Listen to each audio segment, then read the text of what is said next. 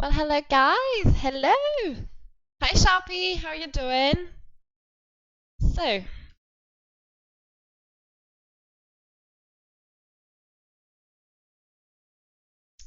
so today is a special session. Yes. Hello George. Hello, hello. Okay, so far to be alright. To be alright. So today it's a special one because we are doing Dungeons and Dragon short. Our friends Dodds as a dungeon master and Shiro and Shadow Monarch as well. So yeah, shall we jump in? Shall we jump in? Hello again, Shadow Monarch. Hello, hello. So I will let George just us. Yeah, I'm just a player. Yeah. Okay, George, I'll let you. Yep, awesome. Hey everyone. Right, so first and foremost, I've got to get through this little disclaimer here. So everything you're going to see today, I own all of the content that we're going to be using for this session. I've either purchased it directly or I've acquired the necessary software to create and host it. Our software that we're using today is Foundry Virtual Tabletop. It's being hosted by Forge VTT, which enables our online play.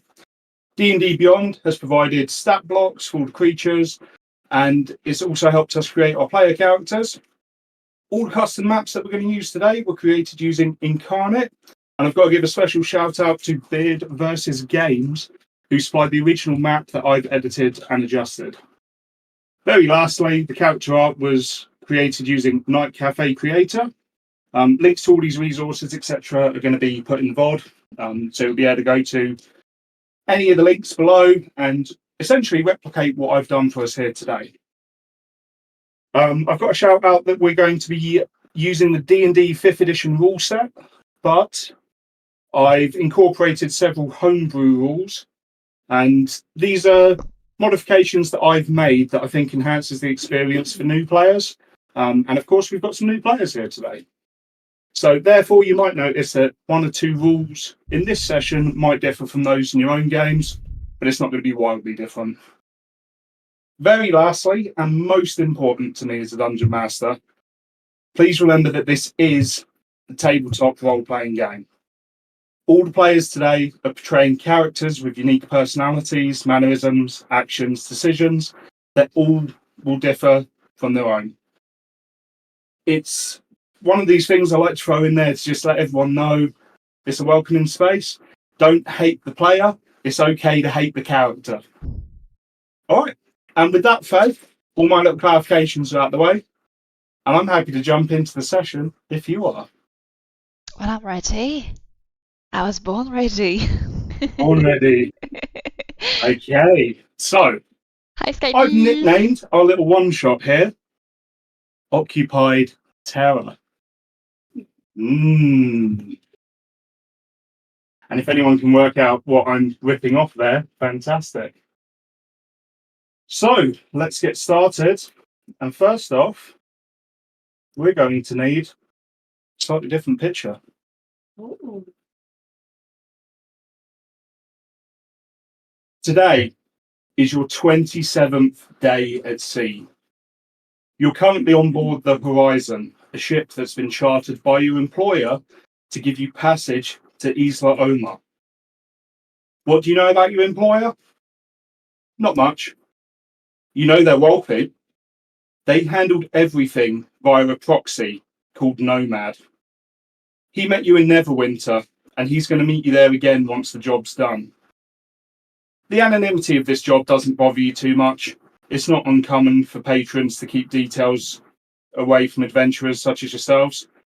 As long as they pay in the end, you guys don't really care. Speaking of pay, oh boy, did you hit the jackpot with this job.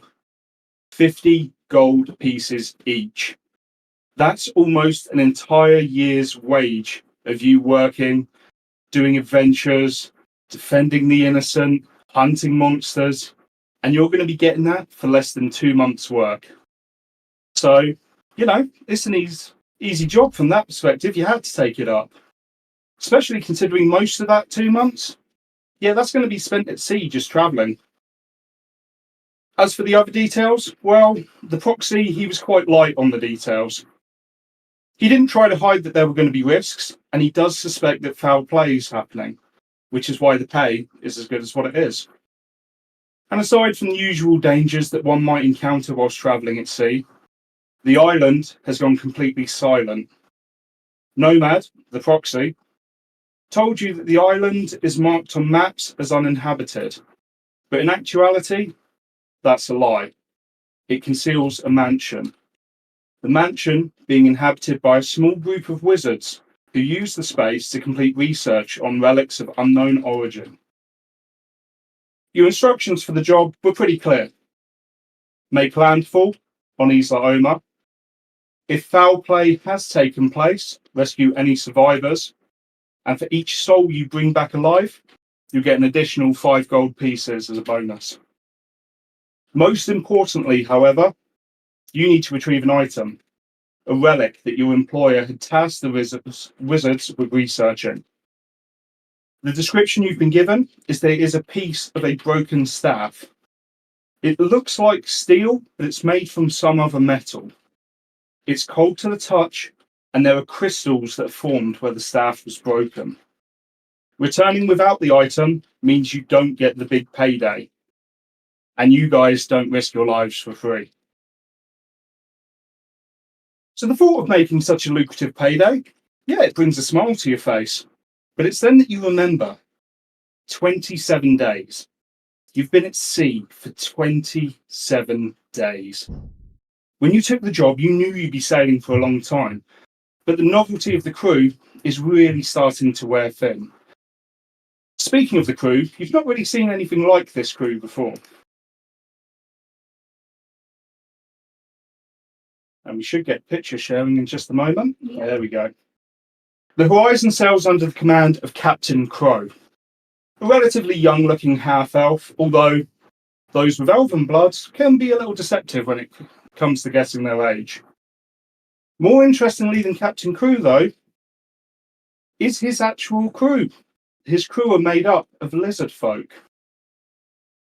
And only one of them actually speaks common, and that is his first mate, Snapjaw. The captain speaks the lizard folk's tongue, and for the most part, he's kept to himself and his crew for this entire journey. Meaning the only conversation you've made thus far are with your other fellow adventurers that were hired to join you on this job. So with that, how about we do some introductions? Tell me who you are and something that your fellows would have learned about you the last couple of weeks while you've been at sea. Who wants to go first? I can jump in. Go for it. So, I am Cora Hilltopper, a 23-year-old Elflin. I initially come from the nation of where I spent most of my childhood amongst fellow halflings and humans. Though I love comfort and being surrounded by what I know, I have developed a taste for adventure this past few years when I started inquiring for my true lineage. I won't ever be defined by my size, even if it can still be challenging in some foreign encounters. My great dexterity and wisdom are my special skills as a rogue, but I intend on becoming stronger and as mighty as one can be. My companions need me. Fantastic. Look at And me. obviously we've got a nice little picture of Cora on screen. Who's up next? Yeah, I'll go. Go for it. Okay. I am Alara Dawnshield, a human adventurer. I am 29 years old. I am full of inspiring and cautionary tales from my military experience relevant to almost every combat situation. So I have a story for every situation. Just come and ask me. I worship Tyr.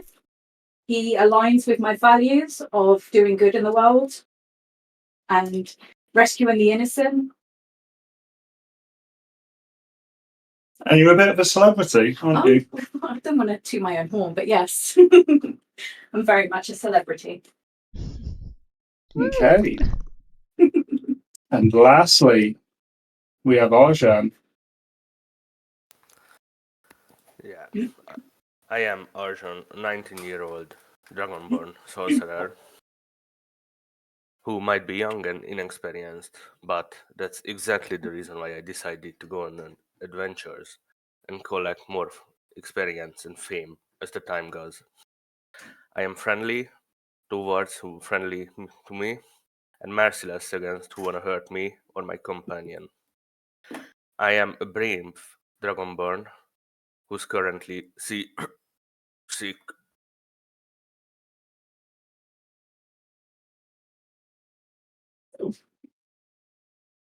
Okay, cool. Right. Right then. So just for your knowledge, Ray, anything that I pop out, you can hit close on, otherwise it's going to sit on your screen. So you've got a little thing top right. Ah. Yeah, you can close that down as we go. Otherwise, you're going to have every picture.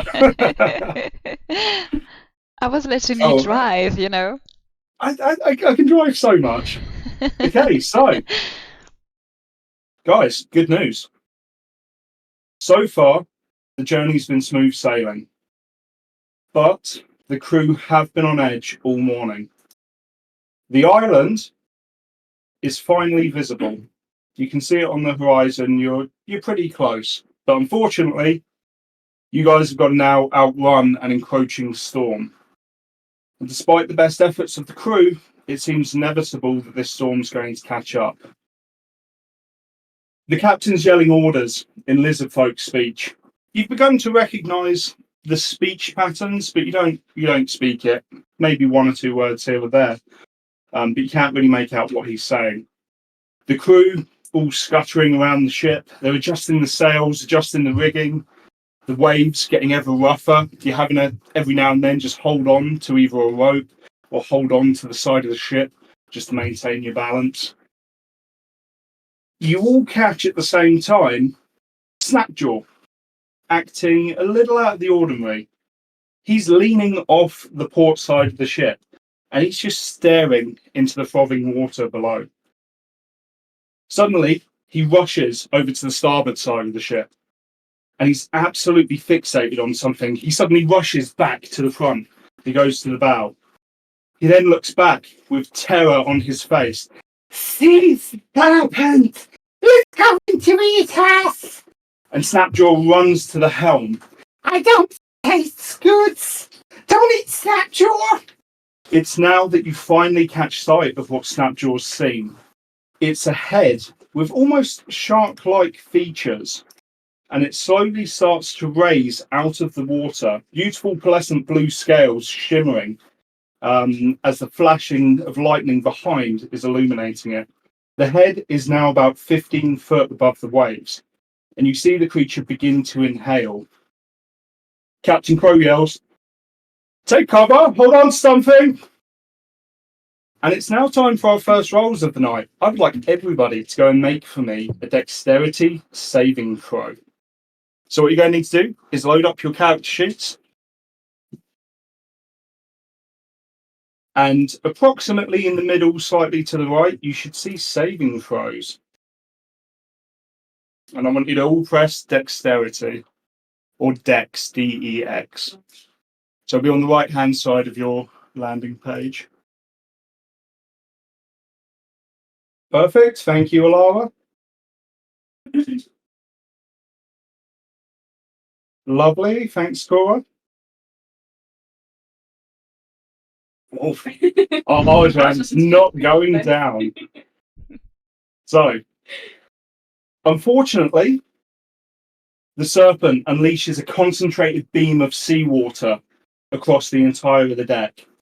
Alara, Cora, you were both knocked prone and you fall onto your backs. A number of the lizard folk in this beam of seawater were knocked from the ship. Captain Crow is still on the helm and Snapjaw is beside him. You then watch as the lizard folk are screaming in the salty water before one by one they're being consumed by the serpent. If nothing else, you now know its tactics. Captain Crow yells at you. If we can get caught in the storm whilst this creature's upon us, we're doomed. Hold it off while I draw us closer to shore. And with that, I would like you all to roll for initiative. Is that the interview? So you are going to go into your character sheet, Mm-hmm. and on the left-hand side, under your portrait, you will have a little initiative button. And whenever we roll for initiative, it means we're starting combat. And I shall roll for the serpent, There's naturally. no combat encounter currently, so I can't. Is it not working? No. No, No. dear. 1 second. Go for it. There you go. Yeah. Oh gosh. Oh. Cora, we're Oh, I thought I rolled a 2. No, it's me. we're meant to be the fast one. Oh shoot. All right, 1 second. Okay, I'm going to openly roll, just so you guys can kind of get used to stuff. Okay, so we have, in order, Ardan is up first, with Alara and the serpent going at the same time, and in Cora, you are last. So, we're going to need a battle map.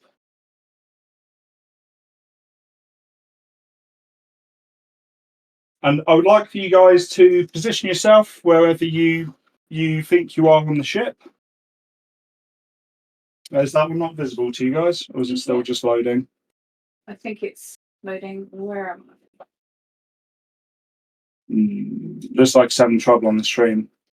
Is it? Yeah. Nah, it's all good. There we go. Just took a while to import the assets. Lesson learned. Low resolution. So yeah, pop yourselves wherever you want to be and let me know when you're ready. Yep. Let's go, let's go. Perfect. Okay, now I'll reveal where the serpent is. So Arjan, you are up first, chap. That means that you've got a move action, and the distance you can move is displayed on your character sheet. It will be just under your picture, and it says walk, and it'll be a number. Each of the squares on the battle map is 5 feet. So if you have a movement of 20 feet, you can move 4 squares, for example. So you can move, attack, and bonus action.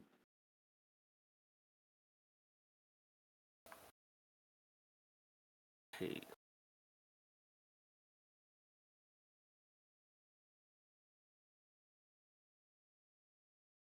And for stuff like spells, etc., they've got ranges on them which should be displayed in your character sheet.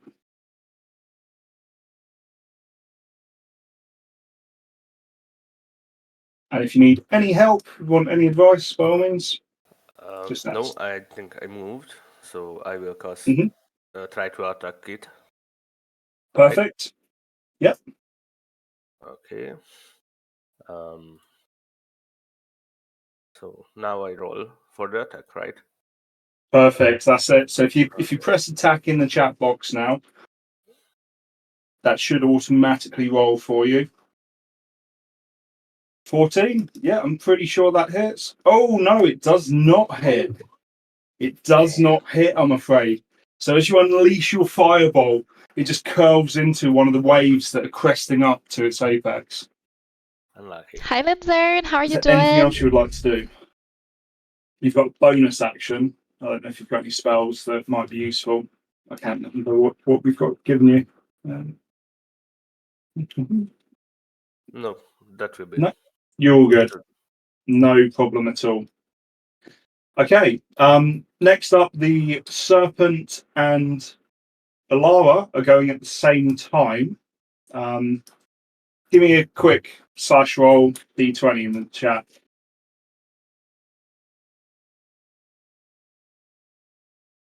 Okay, go first then. What are you doing, Alara? This is going to be a little bit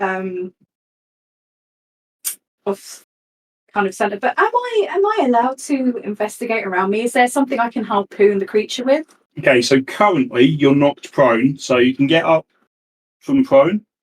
It's going to cost you half your movement speed Yeah. to do that.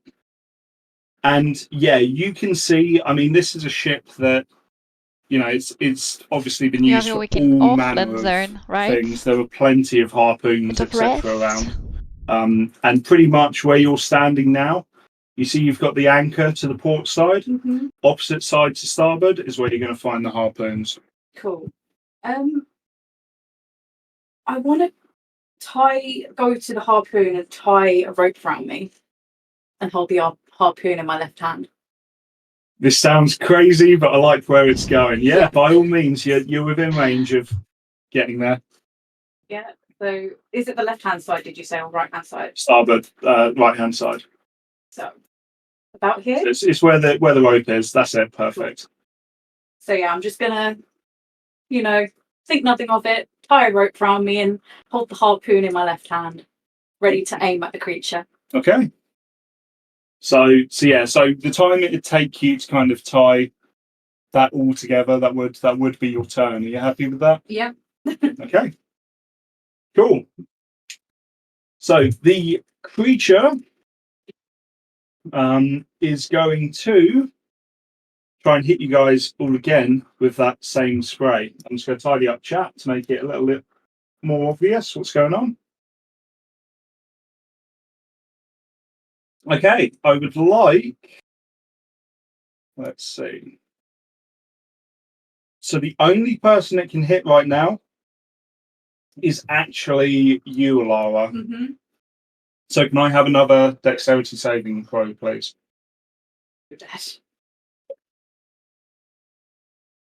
You're absolutely fine. So the creature, after consuming the lizard folk that have been knocked from the side, raises its head once again, sprays the foaming seawater at you, but this time you know it's coming. Mm. You hold fast. Cora, you're up. Okay, What I would you just like have to a do? question course. though, because I can walk 25 feet. Mhm. And I'll give you 15 feet of moving. So it costs you 10 to get up. Because you were knocked prone. So it's going to be 3 squares. 3 squares? Yep. So that's all basically. Yep. That when you get knocked down, it kind of is a bit of a bummer, unfortunately. Yeah. So Have I you got do any? have my hand crossbow, which has 120 feet range. You're well within range. I am within range, right? Absolutely. So I can go ahead then?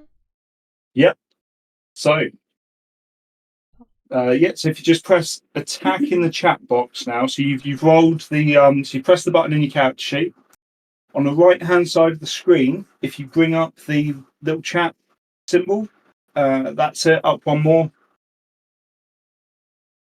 all the way to the top. That's it.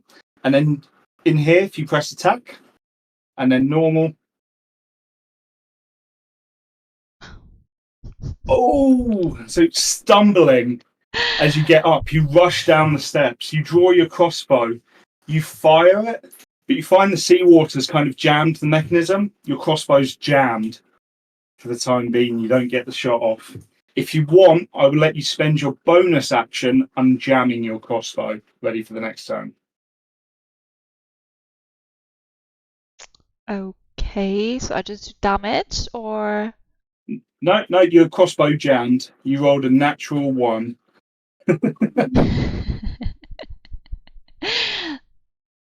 Yeah, okay, but where is my bonus action though? Oh, it's just something you get. It's not so you have some abilities such as cunning action in your character sheet on the left hand Oh, side yeah, that yeah. uses a bonus action. You're basically sacrificing the ability to do a bonus action to just unjam your crossbow. So you just do it if that's what you want to do. Yes, If that's what I not, want your to do. crossbow will be jammed on next turn. Yeah, that's cool.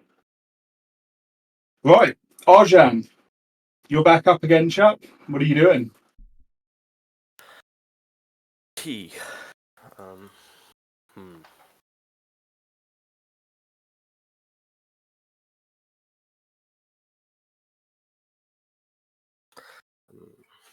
I will move like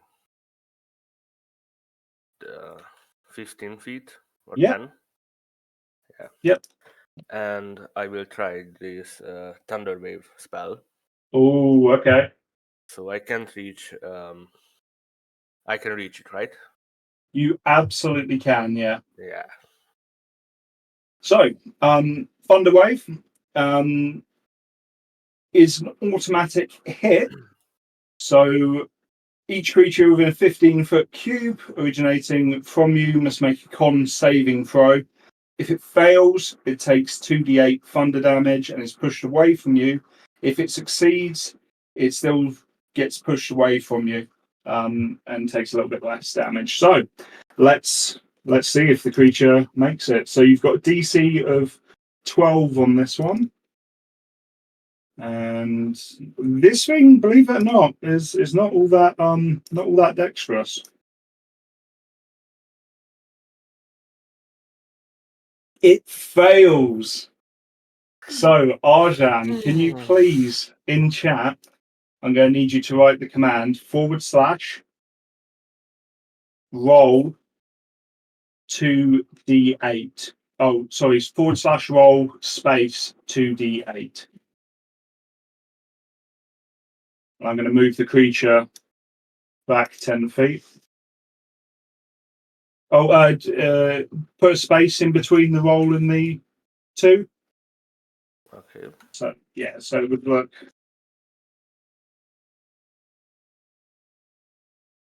Why is that not working?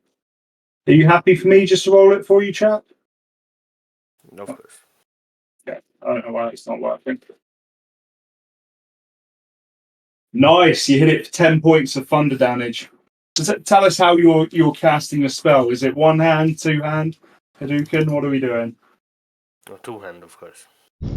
Two hands. So as you bring your hands together, static begins to build before suddenly you see thunder just pour from both your palms, dancing through the water. It lights up all the scales on the serpent, and the serpent gets thrown backwards. Good damage, mate. Well done.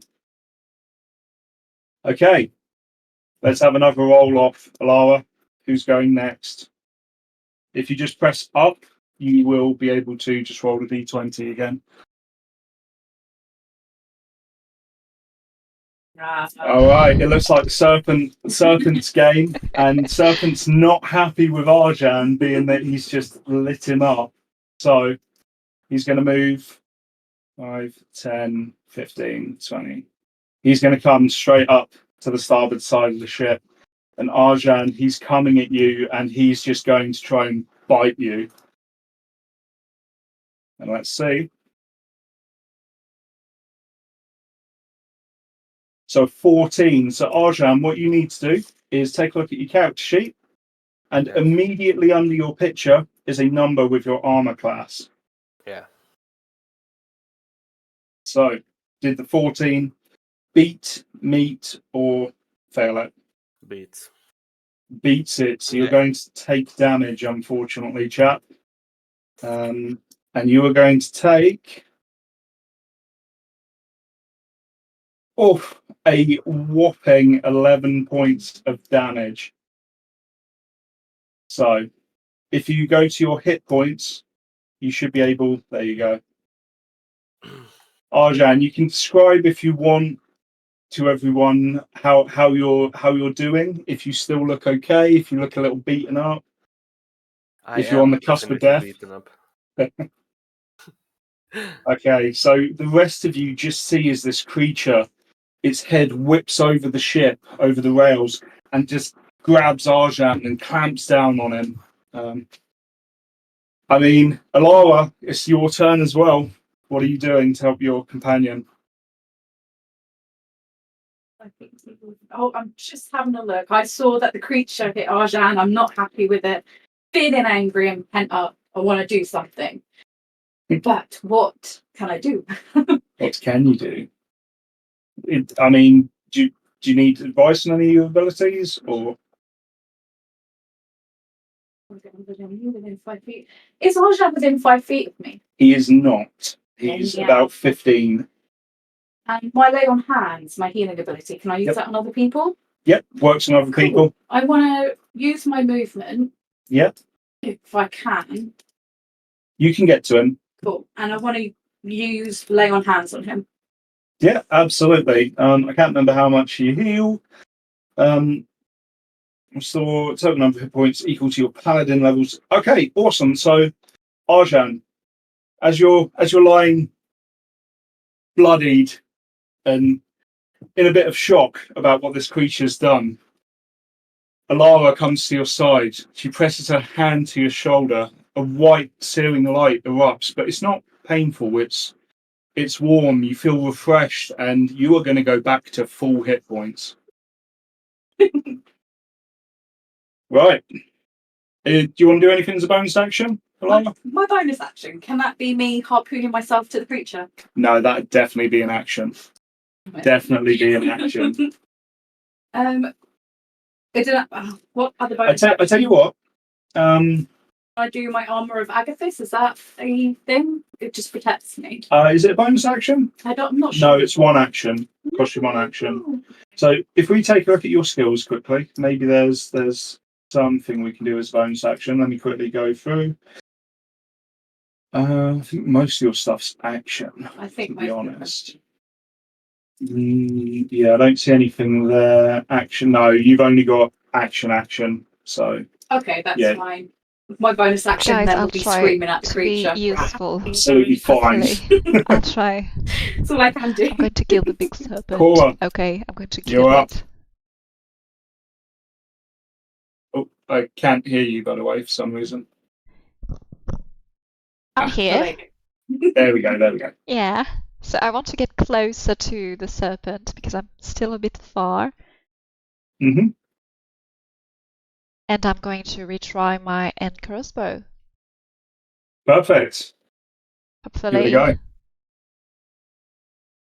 So before you roll, actually, so Yeah. you are a halfling. You've got something you can do as a bonus action as a rogue. You're quite diddy. You can hide really, really well. So for a bonus action, you can actually, we're going to call it go into stealth, talking in kind of wild terms. So you can just Okay. hide. Okay. This is going to give you advantage on your next attack if you're hidden. So as a Okay. bonus action, you can choose to hide. Okay, well, I think it might be a good idea so I can get closer after. Mm-hmm. So yeah, I'm going to use it's naturally stealthy. Perfect. So with you now in hiding, just kind of keeping just under the edges of the ship, and you see the creature coming up and attacking your companions. But it doesn't spot you, or it's not paying attention to you right now. So if you'd like to take a shot with your hand crossbow, I would like for you to select advantage when you press the attack button.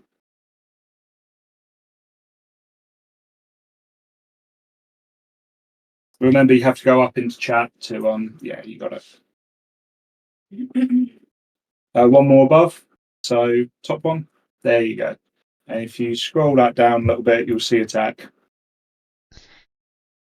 Oh, you hit. Yes. I hit. Okay. Yes. Now, if you go back up in chat slightly, you'll see damage. Press your damage. Normal. Yep. Yeah. That one's normal. You didn't get a 20. Nice. So as you see Alara aiding Arjan after being bitten, you're able to line up a perfect shot that you fire, and your crossbow bolt just straight at the serpent goes into its nostril. You see it just rear back and scream. Yeah, nice damage. Well done. Thank you. Right, top of the round, Arjan. Back to you, fella. Oh, I have a question. Of course.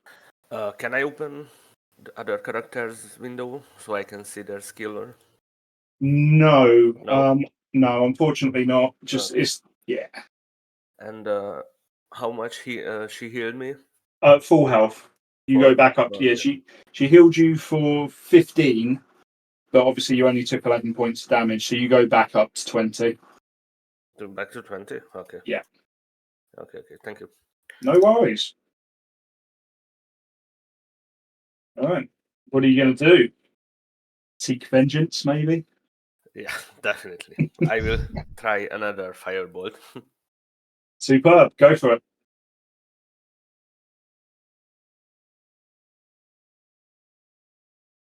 Yeah, this time, I mean, you've got a celebrity essentially standing next to you who's just said, you need to get back in this fight. They've inspired you, right? You're ready. You get that fireball and you perfect shot as the creature's still reeling from the bolt that's gone into its nostril. Yeah, you hit it. Give me some damage.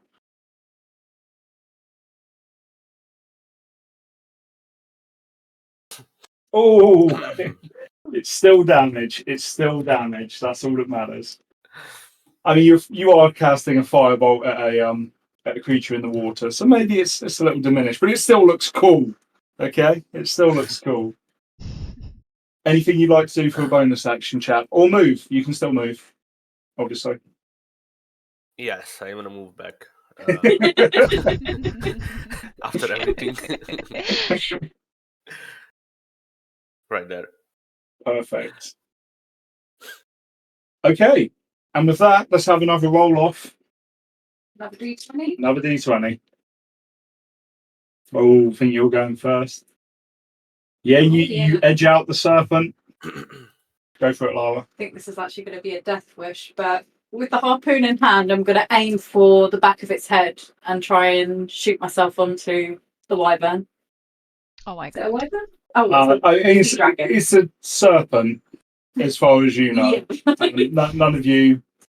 So what you can do, guys, if you did want to know, and this is actually probably a good time to bring it up, I'd let you as a bonus action make a check against this creature, see if you can identify what it is if you were curious. Okay. But we're going to do some epic. Tied myself to the spear. I'm leaping off the ship. I think those shenanigans come first. So I would like an athletics roll from you, please. See if you can leap over and latch on. Tell me how you do it. So I aim steadily, just like mumbling to myself, like, speaking to Tyr as I would, and then I'm going to shoot myself, shoot the harpoon, and I'm aiming for the back of its head, and yeah. Yeah, the serpent reeling up. It's quite close to the ship. You're able to get a good push off of the side, off of the kind of handrails, and you're able to jab the harpoon straight into the back of its neck, and you're now clinging on to the back of the serpent. And I'm going to put you right there. I'm also going to give you, because it was pretty cool, can you do / roll 1d4 for me, please, just as harpoon damage? Cool. It's all damage, it all counts. That is your action. You have a bonus action. What would you like to do? Is there anything you want to do? Can I use a bonus action to identify in the back of its head where its weak spot is? I didn't think about that before I jumped on it. Yeah, by all means. I mean, so let's see if you know what it is. I think if you can identify the creature, if you recognise it, you probably know what its weak points are. Okay. So if you can give me a nature check, please. No, I'm not going to get this. You don't have a clue what this is. Okay, Cora, you're up on deck. Well, I'm going to try and just finish the big beast with my hand crossbow again. I can't use the melee right now, so No. let's Are you just going to hide again? Oh yes, I want to hide again. Absolutely. Yep, so bonus actions hide. Now you get advantage to that attack. And if you miss on a nat 1, I'm saying that you're going to hit Alara. Oh. Oh my god. I do have to take the risk though. It's Yeah, you fine. got to. You got to. Oh my god. Oh. You're absolutely No fine. pressure. Okay, Right. okay, Lara. All is Roll good. your damage. Ah, Right, that's still good. That's still yeah. good. Oh yeah. Oh, It's not a critical hit. But... it looks like the creature wasn't really expecting this much of resistance and fight. So yeah, it's maybe not looking that good right now. Arjan, over to you.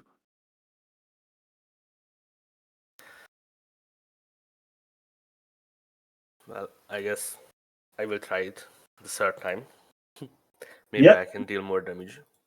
So I will cast a firebolt. perfect. If it hits,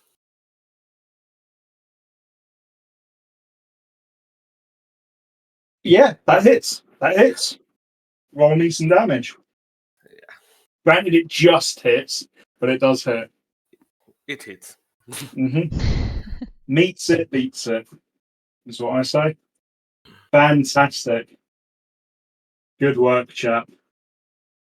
The serpent, as it's trying to shake off this intruder that's latched on now to the back of its neck, it's just trying to snap, just trying to get you.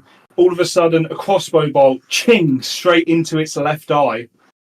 Reels in pain as it pulls its neck back. A firebolt hits it under the jaw. The creature is about to dive and try and run. Oh no. Alara, you're probably the one most affected by this. Could you tell me what you were going to do, sensing that this beast is now perhaps about to retreat beneath the waves? Am I allowed to attack it, or do I have to just prepare for going underwater? It's going to use its turn to try and get away. Mm-hmm. It's your turn to do with what you wish. I want to use my great sword and just plunge it into the back of its neck as like a frenzied attack, as it's going to pull me under. Yeah, by all means, go for it. How do I run for it? Attack. Yep, hit attack. That definitely hits. Give me some damage.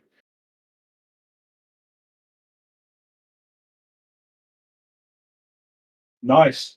The creature, as it starts to dive, you just plunge your sword into its neck. It's reeling in agony as its head begins to descend below the waves. Mm-hmm. You're about to go under the water as well, Yeah, but you definitely hurt it a lot. it's fine. I'm going to use my bonus action to hold my breath.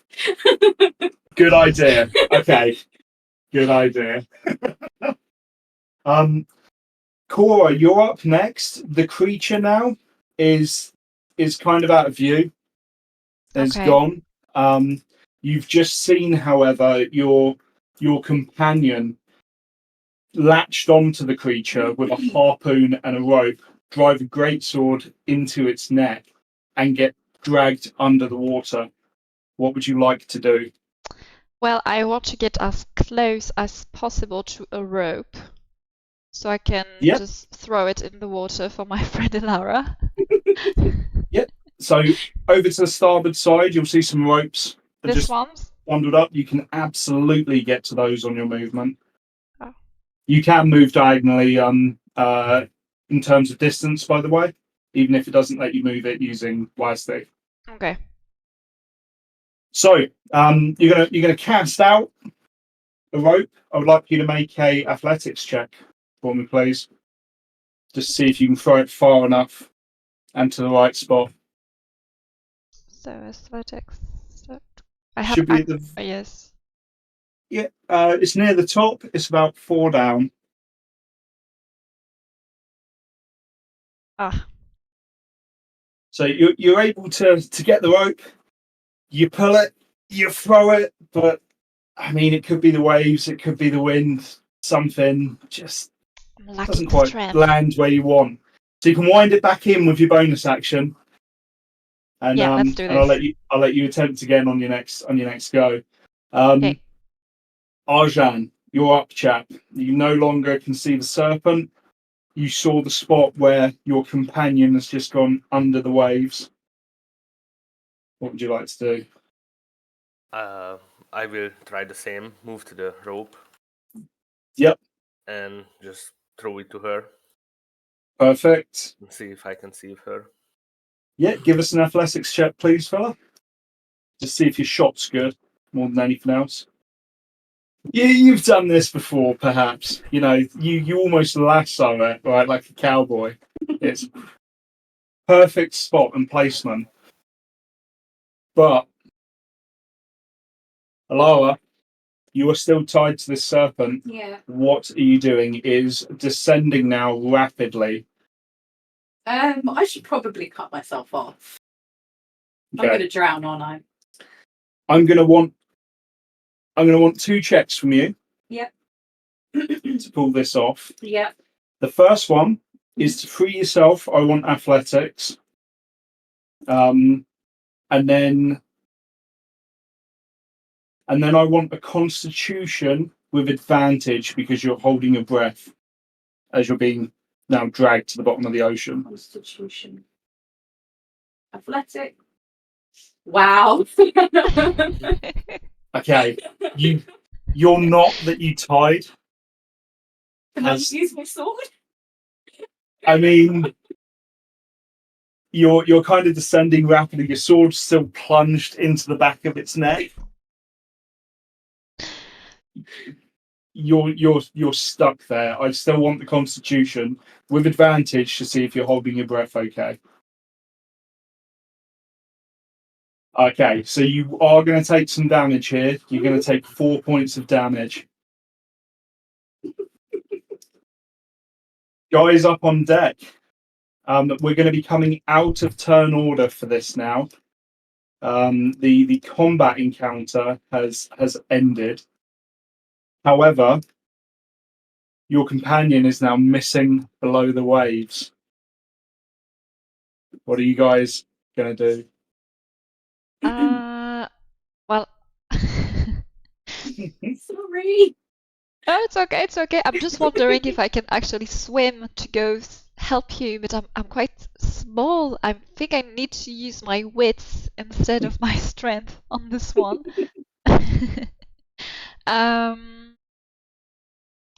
So Elara couldn't catch the rope from Arjan. So the rope from Arjan is in the perfect spot. It's like, almost think of it like it's just on top of the waves now, where Alara went down. As soon as she's able to grab it, she'll be able to be pulled back to the ship. But she is still tied to the serpent who is descending into the depths of the ocean. And she's not been able to free herself from the rope.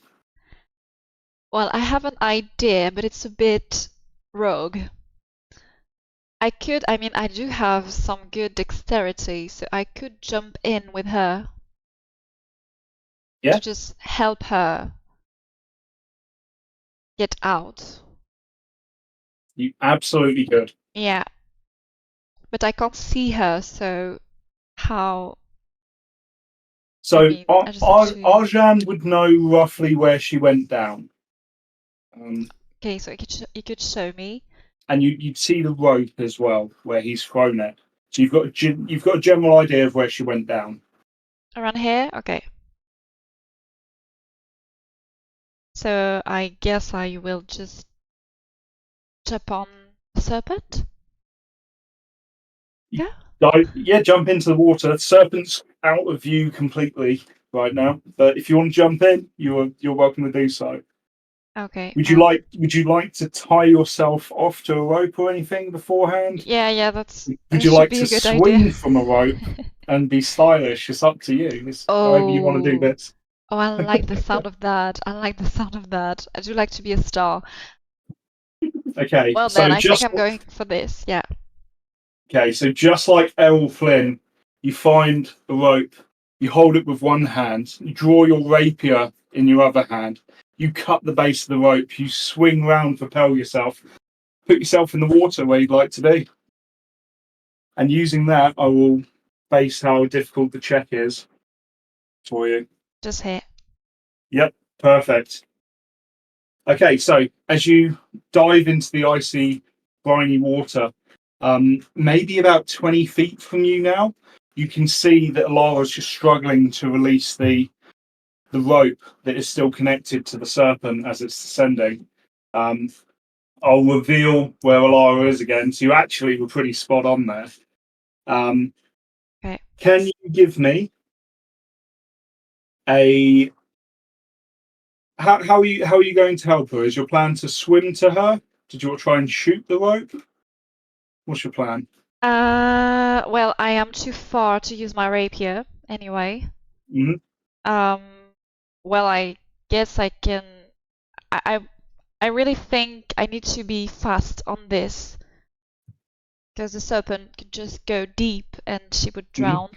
So I'm going to try a skill shot with my Perfect. end crossbow. Yep, go for it.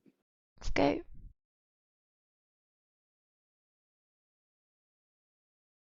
Yeah.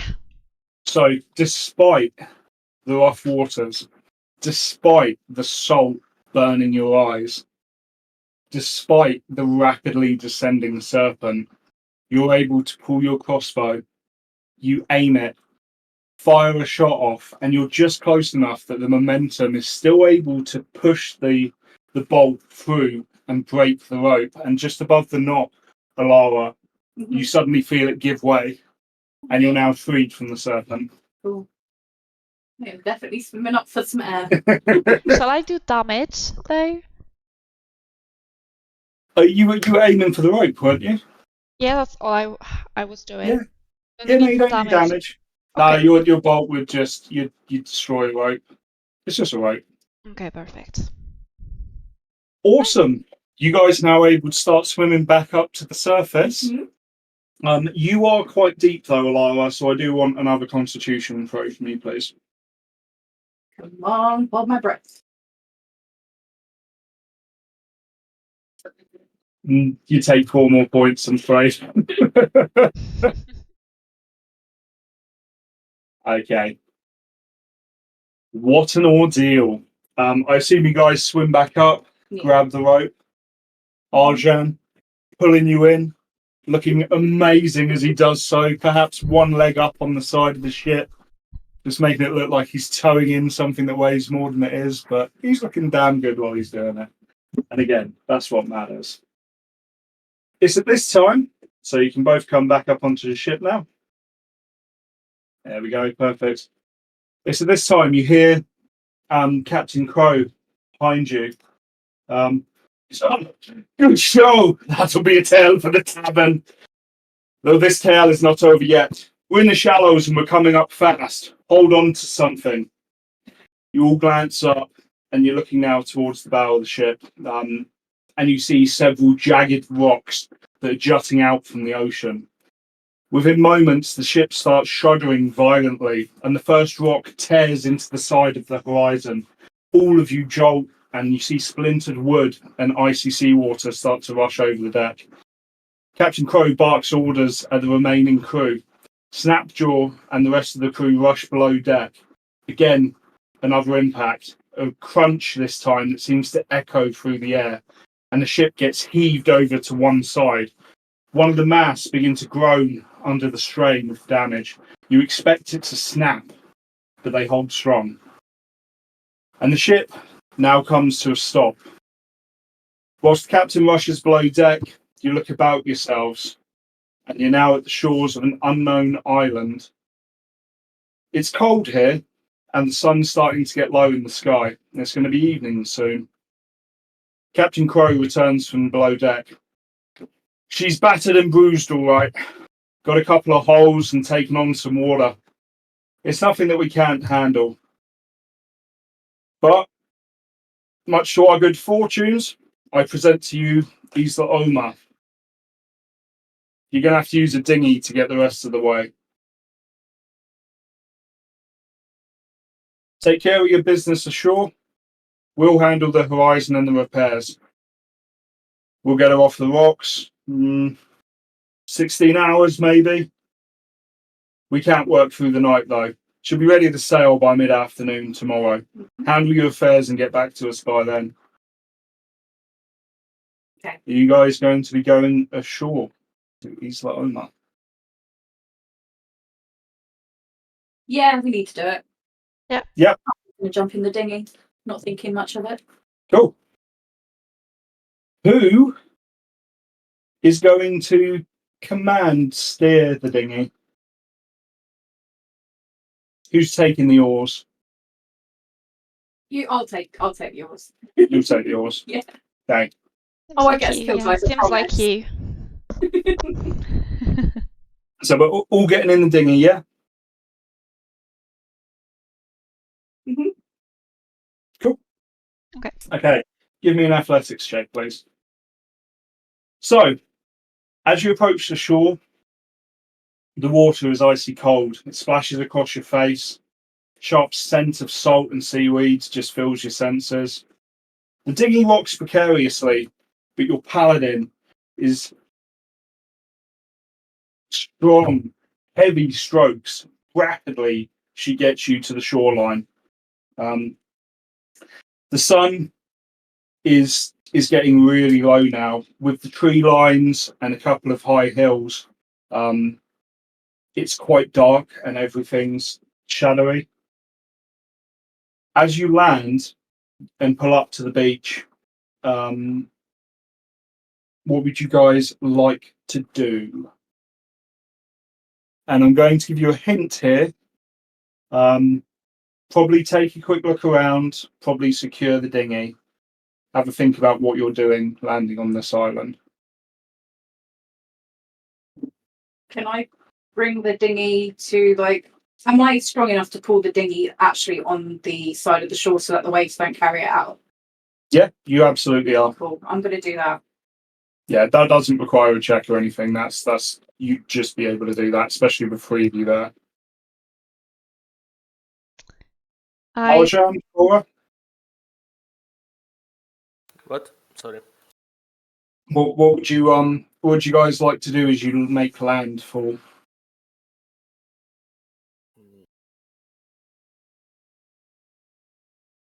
I wanna use my detect magic spell to see if there's anyone nearby. Yep, no problem. It just goes off. You can detect. You don't detect any magic, and that spell. I can't remember how long that lasts. Actually, let me quickly look. I think it lasts a little while. Just go into your spell list. Do detect magic. 10 minutes. So for the next 10 minutes, you'd sense if anything magical kind of pops up and happens. No, okay. Cora, what would you like to do as you make landfall? I'd like to look around, explore a bit while using my stealth, so I can remain discreet. To look Okay. at any threats, non-magical. Can you give me a perception check, please? Do- Exception? I didn't hear. Perception. Perception. So it's about halfway down, a little bit lower. So down, down, down, down, down, under nature. Oh, So just perception. Oh, okay. yeah, that's the one.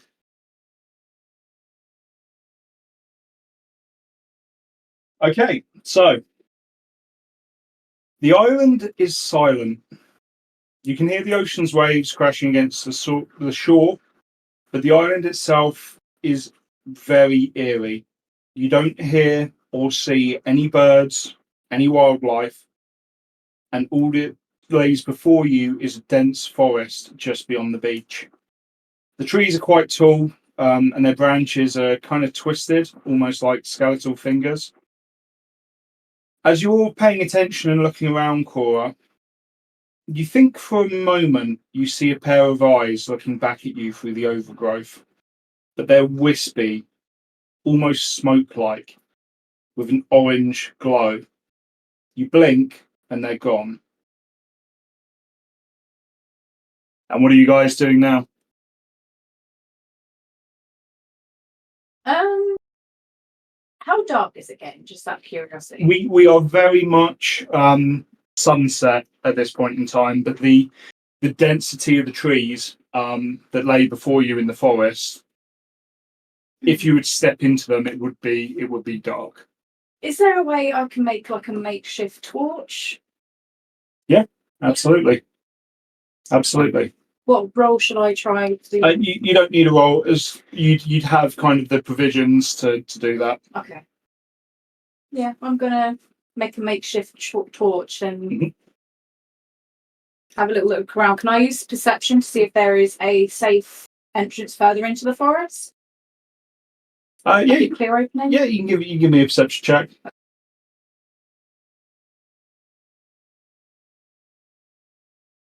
Oh, maybe not.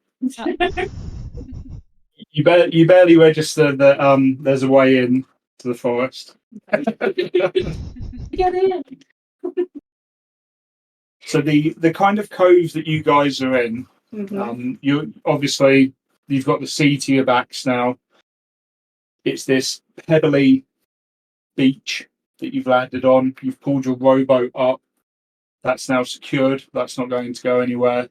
And at the very back of the cove, the only way that you guys can seemingly proceed just lies this dense forest. But it doesn't look like that this beach or this cove has regular footfall. Like there's no clearly defined and well travelled path. So it's going to be down to one of you to take point and lead the way. Okay. I don't mind taking point, but I can't find the entrance to the forest. Clearly. Can I ask the other guys if they've seen anything? Or can I shout to them? You don't have to ask me. You ask them. I don't know how far away they went. No, you guys are you all together. Oh, okay, that's cool. I'm going to go over to Cora and just be like, did you find anything? Yes, so then I will talk to you about the eyes I thought I perceived. And I will try then as well to use my perception to find a safe path for us in the forest.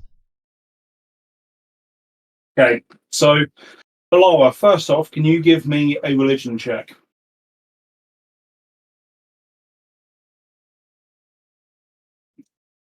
You have a suspicion, but you don't know for certain what Cora might have seen. You have a suspicion that it might be an undead entity. I'm just going to lean down to Cora and be like, be on your wits. Think the undead are here. So we go And for the Cor- undead theory then. Yes. Yes. So Cora, are you taking point? Are you leading through the forest? I'll just give Cora the torch. Okay, so I can use my perception to maybe see if I can have it better than Elara, maybe? So what you're going to use actually, if you, are you going to lead the group through this forest? I need someone to take point because it's quite, regardless what the picture might look like, it's quite dense. Yeah. I would like for you to actually give me a survival check to see if you can kind of navigate through, and you'd be paying attention to any tracks. You'd be listening out for animals, these general bits and pieces on a survival check. And that will cover you for your perception as well.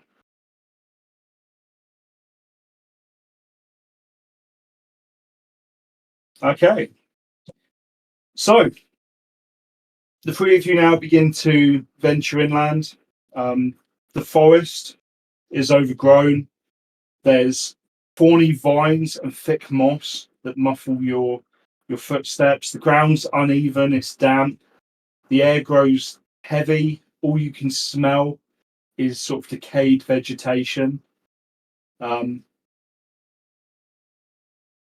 you kind of feel like you might be going around in circles for a little bit.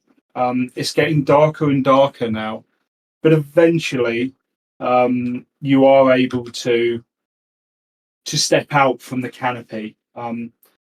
And you take a step forward, Cora, and suddenly you don't feel the kind of soft moss anymore. You feel, oh, this is much harder dirt. And then as you bring yourself fully out from the canopy of this forest, you find that you're in this open sort of landscape of moors and hills. And I'd like all three of you to give me a perception check now, please.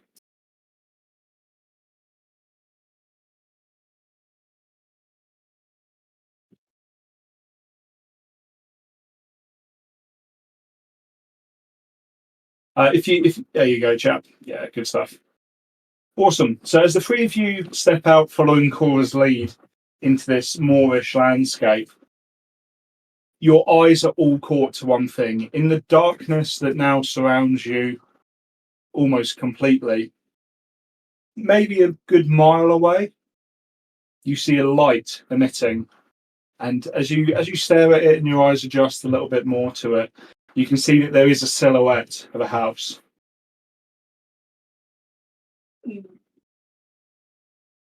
What are you guys doing? I'm going to suggest to the guys that we go check out the house. Okay. So I'm going to point it out to Cora and be like, I think we should go over there. Okay, I agree with you. Should definitely check it out. Same, I agree. Perfect. All three of you actually heard something else as well. You hear a strange, it's unidentifiable sound come through the trees behind you. If you didn't know better, you'd say that you heard a voice whispering for your attention. You pause and listen for a moment, but you don't hear it again.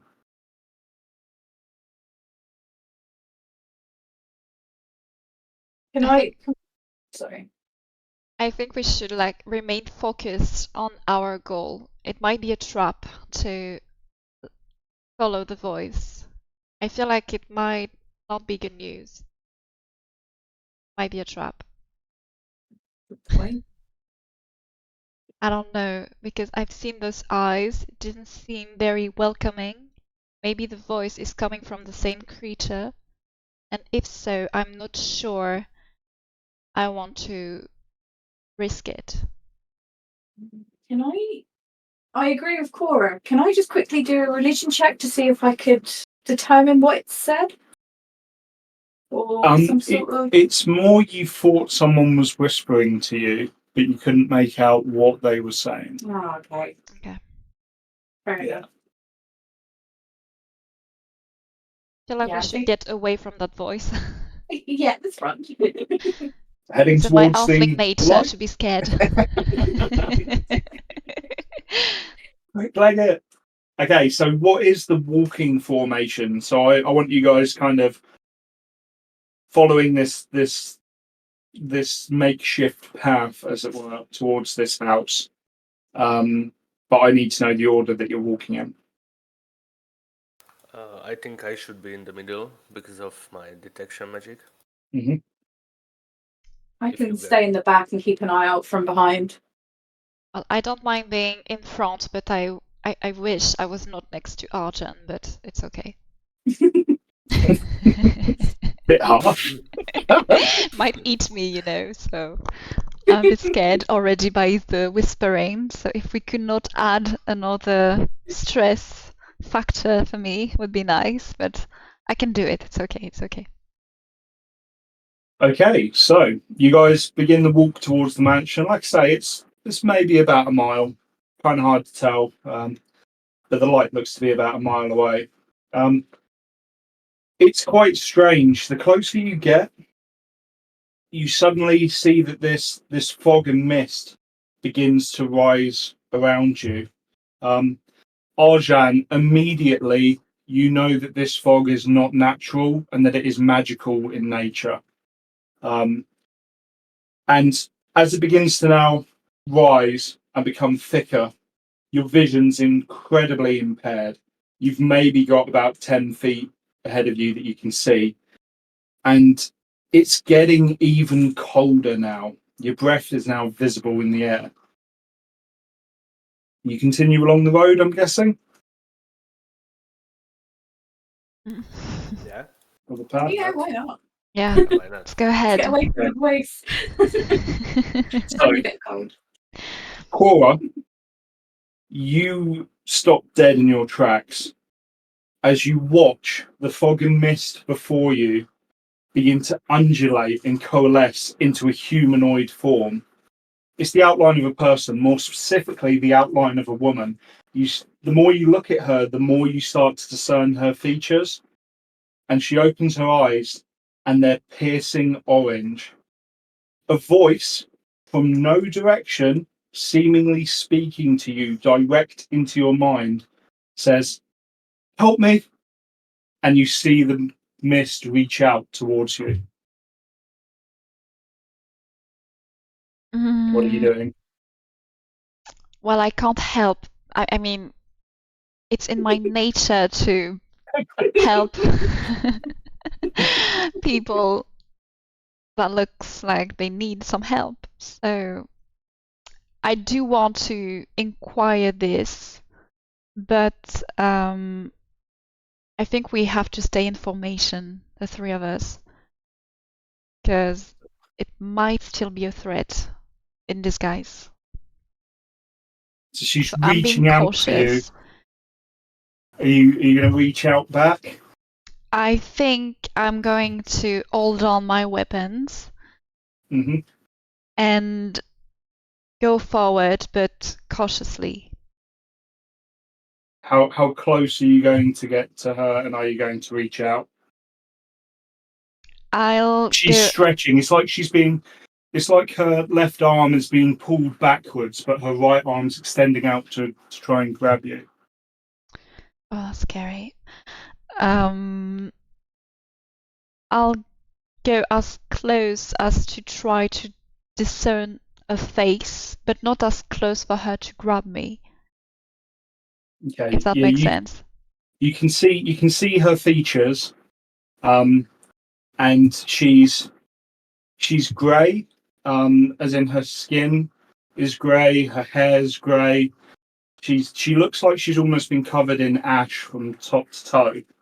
Um, and it's just the only bit of colour that you really make out on her, the piercing orange eyes, and then just kind of in her chest, there's almost like another orange light emitting.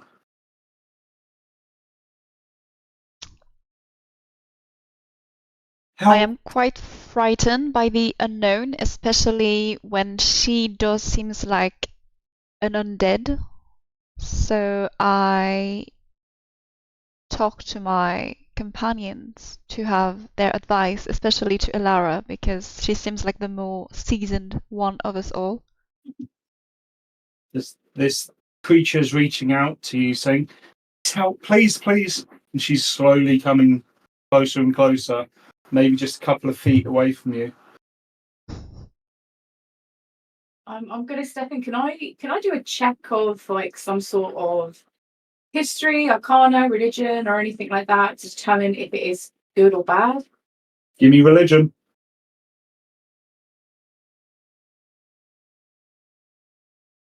Great.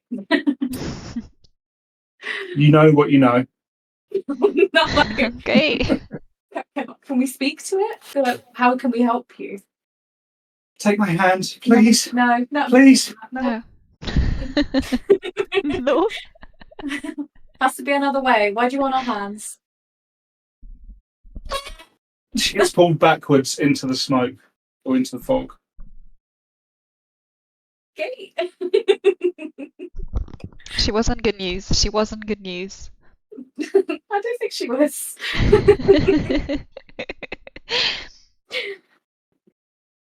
You So is guys she still? gone? Yeah, you don't see her anymore. All you see is this dense fog about you. I think Okay we then. should just keep going. Should we just keep going then? Hmm? Yeah. Yep. So as you continue to head in the same direction, I would like a survival check from you, please, Cora, because you are leading the way.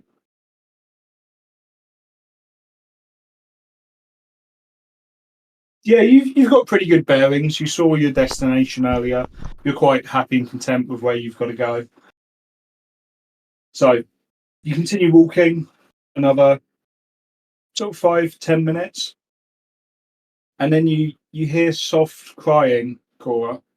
You'd be the first one to hear it, being the lead of the party. And it's coming from just up ahead, but you can't see anyone.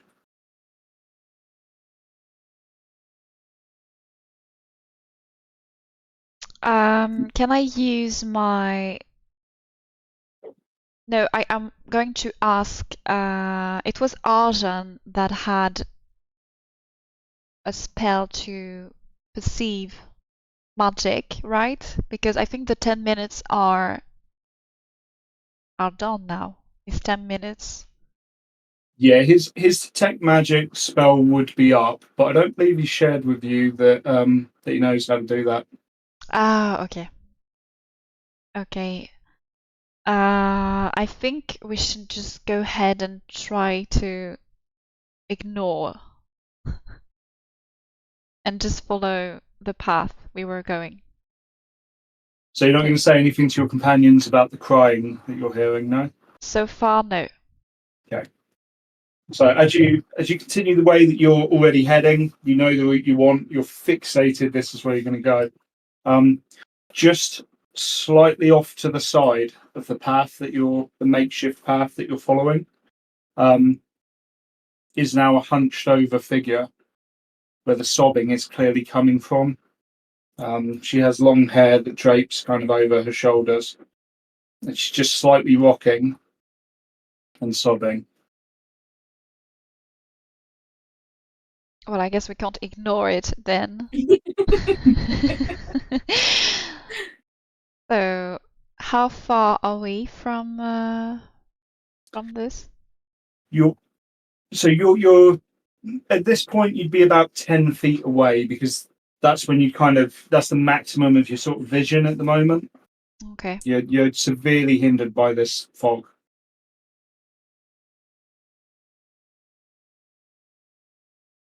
I think we should ask it from afar. Who is she? What is this? She's just crying. She doesn't respond. Can I hear this as well?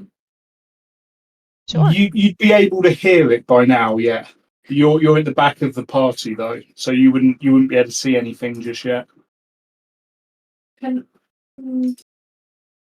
You can step up and you can go forward. Yeah. Like if that's what you want to do.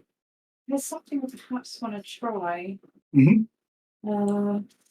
Just trying to see if it'll work, to be honest, if I'm allowed to do it. Yeah, talk me through it. What have you got? What are you thinking? With command, that spell, can I get it to reveal what it wants and stuff like that?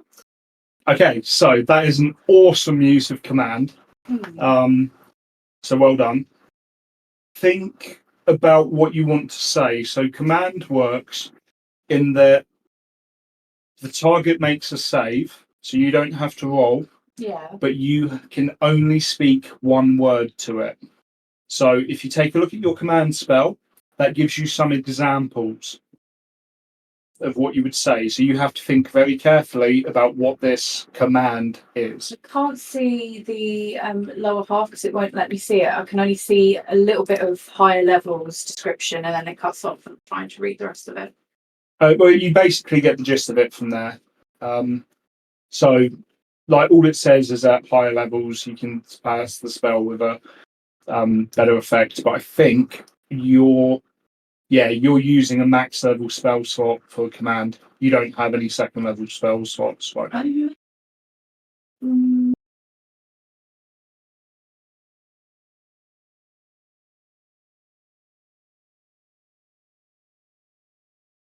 What's after high levels? It doesn't matter. You can't cast it. Is there anything that I can get it to say what it wants or anything like that? So think about what you So you can speak one word and it has to adhere to that. For example, approach, it would come towards you. Drop, it would drop something it's holding. Flee, it would run away from you. So can I just say want? Want. Yeah, want, as in what do you want? And I'll just go want. So British. Oi, what do you want? Right. Yeah, by all means. I want to cast command and just go want. Can you please spend one of your spell slots? Yeah, where is that? So it's the little gold thing in your spell book, What's that book? because you don't get those back until you rest. Yeah. Yeah, perfect. Thank you. So you approach, you say, want. Mhm. Nothing happens. No, I want you to read your spell. Nothing happens. It's not a creature then, it's an illusion. Read the back half of your first sentence. Or your first paragraph, sorry. Creature, you can see. So I can't see it. Okay, so the bit I'm trying to get you to see, the spell has no effect if the target is undead. So given what you've suspected You're right.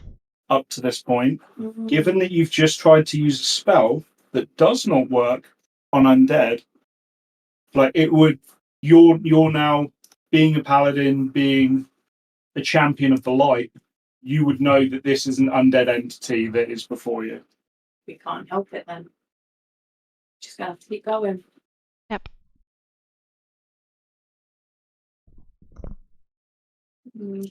Are we just going to walk past and Yeah. just Just ignore it.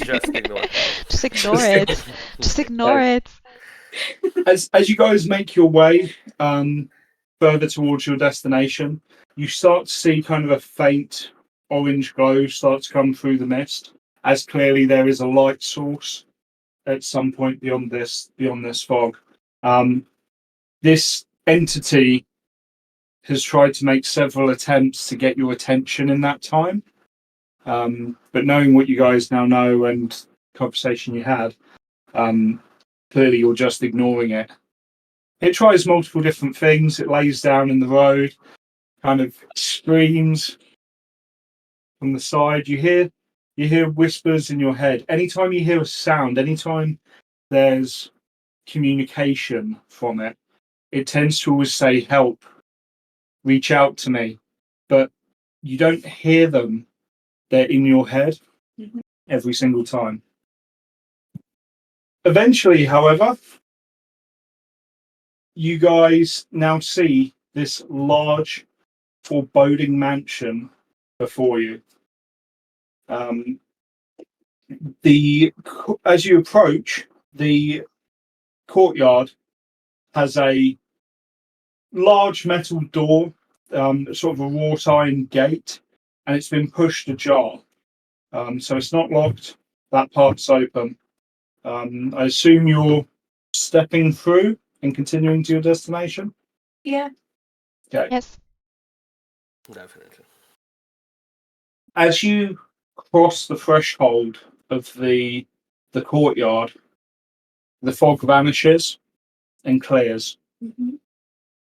So you've got a nice clear picture now of this large mansion before you, with two heavy wooden doors greeting you. The mansion itself is in good condition. There's a few vines here and there that creep up the stone walls, but for the most part, it looks well kept. And anything like the vines are probably just an aesthetical choice. The door, however, is locked. How would you guys like to proceed? I think I do have special skills as a rogue to just. Oh, I don't know the English for this. Oh my god. To, You try and pick the lock? Yeah, pick the lock. That's Pick the it. lock. Okay, cool. So you're going to be picking the lock in that case. Arjan and Alawa, Mm-hmm. I would like for you both to give me perception checks while Cora is focused. And we're going to flip over to a new map. Oh, Oh, hello.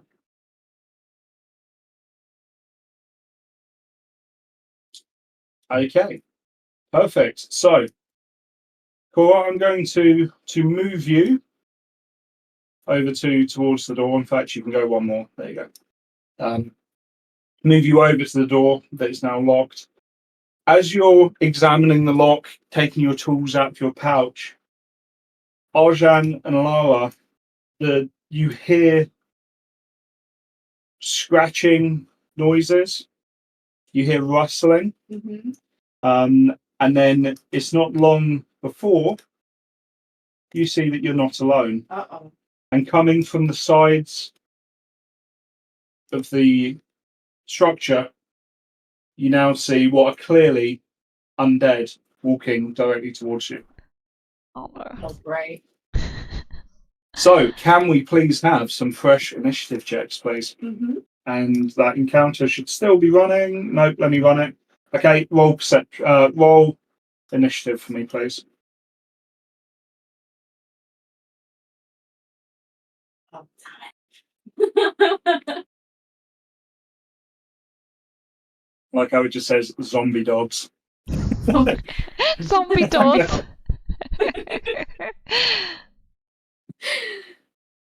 Am I able to get a initiative from Cora and Arjan as well, please? Oh yes. Is it at saving throws? Oh no, so if you go into your couch sheet, it'll be on the left hand side. Yeah. Sorry. Yeah, no worries, mate. No worries at all. Okay, so Cora, you're actually up first. Before our friends shamble ever closer towards your companions. Shall I move? Well, wouldn't you like to unlock the door? I do want to unlock the door.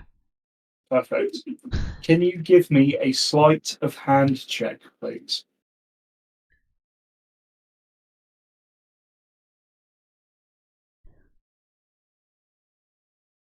It's almost as though you're looking at this lock and you think this is absurdly intricate. It's heavy and fanciful. I only need one hairpin for this. And you just bend it back. Instantly, it's almost as if, hey, I did this one-handed. Check me out. Yeah, Show it you off. unlock the door. So you can rush inside and shut it if you want. It's up to you. You've got your Ooh. movement. You've got an action. I'll give you a bonus action to unlock the door. So you've just moved what, 1, 2, 3. So you moved 20 feet. Is that what you wanted to do, or 25 I did. oh, you did 25? Okay, Yeah. cool. Well, for All now right. I think it's good. And you've got. I'll give you an action still. Can you see any of the scumbags, as it were? No. Okay. So what you can do is hold an action. This is something we've not covered yet, but you have to specify when X happens, I want to do Y. So in your scenario, Cora, what you could do is when I see an enemy, I would like to shoot them with your crossbow. Yes. Okay, just called holding an action. Okay. So that's. I don't know if they're going to get into range. They're probably not, in all honesty, but it's still worth you guys knowing that you can do that. Okay. Okay. Okay. Right, our friends are going next. And they're 1, 2, 3, 4. Oh my god. 1, 2, 3, 4. Okay. Here we go. So we're going to start with the little zombie that's rocked up to Alara. And yeah, he's gonna just attempt to just kind of knock you with his stumpy arm. Does a 10 hit?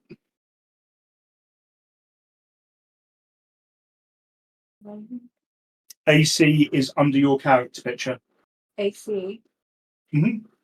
This bit here versus Armor class. Yep. 14. So no. So it does not hit. So just his stumpy arm just kind of chinks off Push your him armor. back.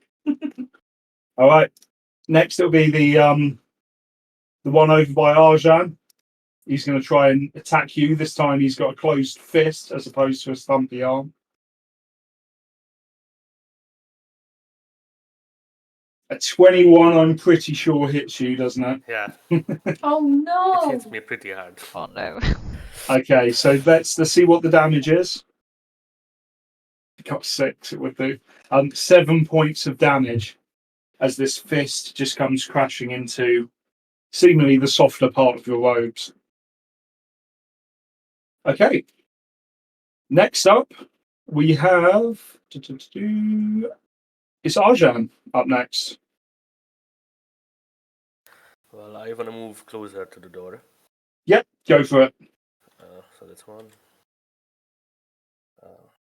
So just while Arjan's taking his time, and taking his turn, sorry, I'm not putting disengage in for anyone that is watching in the stream, just because I want to be beginner friendly, so we're not doing that roll. Okay, so yeah, that's your move, chap. What have you got planned next? And I'm gonna shoot the zombie next to Next to Alara. Lara. Yes, with the firebolt. Perfect. Go for it, fella.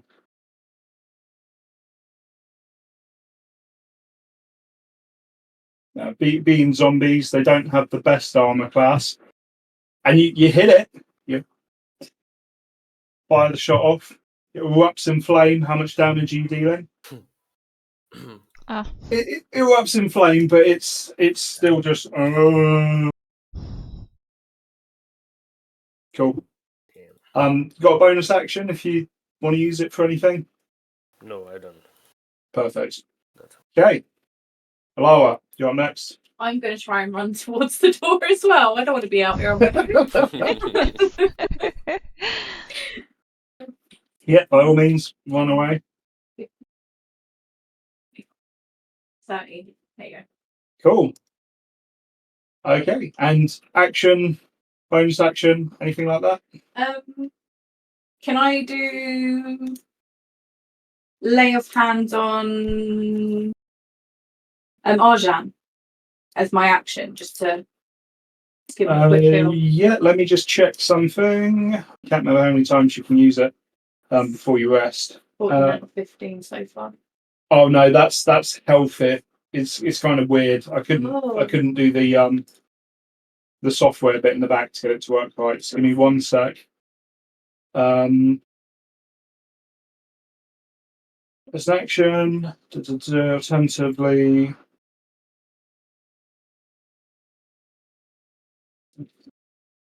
It doesn't actually say. I forgot to write that in. Let me find out. Sorry, guys. Right. Lay on hands.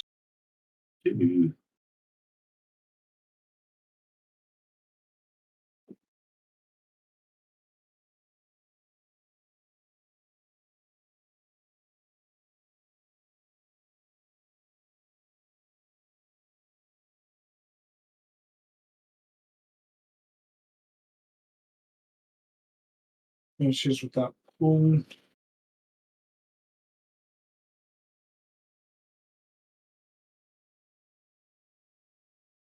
I think it's going to match your hit dice. It doesn't actually say. Okay. But it seems like it should match your hit dice. So you've got 3 expenditures of it. So yeah, you can heal him. Okay. Just then heal Arjan. Yeah, so Arjan, you immediately go back up to full health again, chap. So you can go back up to 20 HP. Nice. Cool. Okay. Cora, is background to you in that instance. Yes, So I'm just going to explore. Yeah, don't worry about the danger. Yeah, just leave us there. No, I could use my stealth. Yeah, that's absolutely fine. Shall I You can roll go. the dice with stealth first? You can hide as a bonus action. Okay. So just before you do that, I'll tell you what you've actually stepped into. So you're currently, if you can't tell, in the grand entrance hall of this mansion. The ceiling towers high above. There's a second, or there's another floor above you that has an upper balcony, and you can see on the opposite side of the room from where you came in is a grand staircase that leads up towards the balcony. It's polished wood. There are several doorways that branch out in different directions, and there are flickering sconces on the walls that are that light and illuminate the room, and they're casting shadows where they clash with 4 statues that are present, each one of a knight clad in the same armor. That's kind of what you see. Yeah. So yeah, where would you like to go? What would you like to do? Well, I think I'm just going to take the big stairs. The obvious choice. Yep, go I'm for a it. simple being.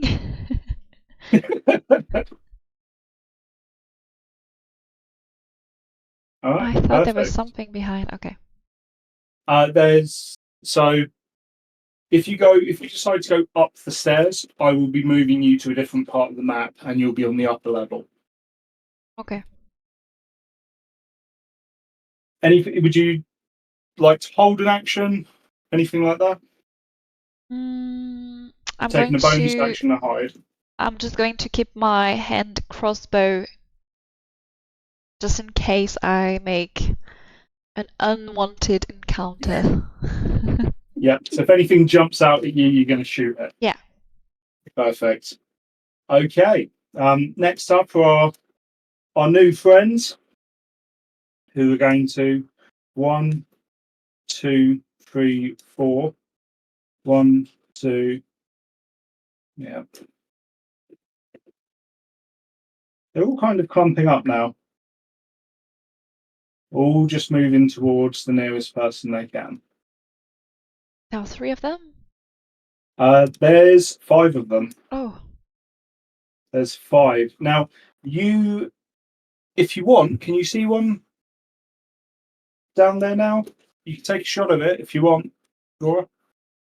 Because you did hold an action. I mean, or Oh, are you yeah. holding it if something jumps out at you specifically? No, I could shoot him. Like, can I? You can shoot him. Yeah. If you roll low, you will hit Arjan. Ah. But if you roll high, Poor hey, Arjan you was hit the taking target. so much damage already. No, I'm going to wait for Arjan to be in the you know. Yep, that's absolutely fine. Yeah. Let's try not Okay, to hit him. Arjan, it's over to you in that case then. Well, I think we should hurry in. So, and Alara can close the door behind us, so I will move forward, Mm-hmm. like 30 feet, and Yep. then wait for her. All right. Do you want to hold any actions, or are you quite happy with that? Yeah, I wanna burn this little zombie at the front. Nice. Yeah, go for it. You can easily see him. He's easily within range. Yeah, you hit him. Roll some damage.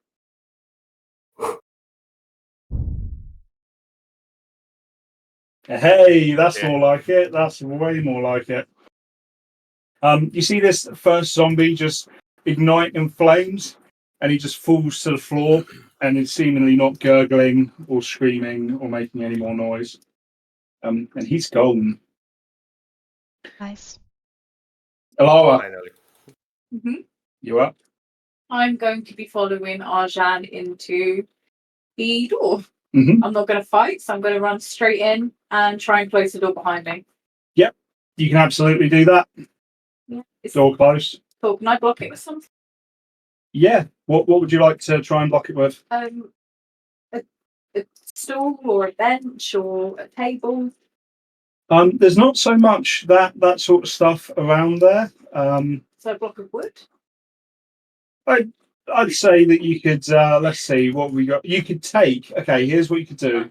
You could take one of the sconces off of the wall, and you could just put the flame out and then use that to jam the door handle. That's fine. Yeah, I'll do that. All right, cool. You hear from the outside just banging, thumping on the door, but these things aren't even attempting to turn the door handle. So you guys are relatively safe as far as you're concerned, and we're out of the combat encounter scenario now. So you guys can more or less move freely. We'll kind of go in an order though. So if you could all just roll a fresh initiative for me, just to dictate who's doing what when. Oh, mine didn't roll. Hang on, hang on, it'll be the encounter. Let me clear that. Okay, go for it. Should work now. No. Warning sign. What's your warning? They say there is no combat encounter. Okay. Try now. There we go. Okay.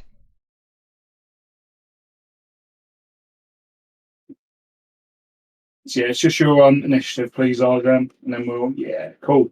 All right, so Arjan's the most eager to explore. Where would you like to go, fella? You can move freely, no limitations on movement range and things like this now. Until I say otherwise. Well, I want to check the door on the right. Yep, by all means, mate. Move over to it. And if you click on the little door, it should pop open. There you go. So yeah, before you you just see a hallway. The decoration in here for the most part is fairly basic. It's kind of wooden, thick, sturdy wooden panels and walls. But there's nothing else that kind of stands out immediately to you in that hallway. If you want, you can move to the end of the hallway and back so that you get your vision of what lies before you. There you go. Cool. All right. Next up was Lara. What would you like to be doing? I'm going to try the door on the left. Yep.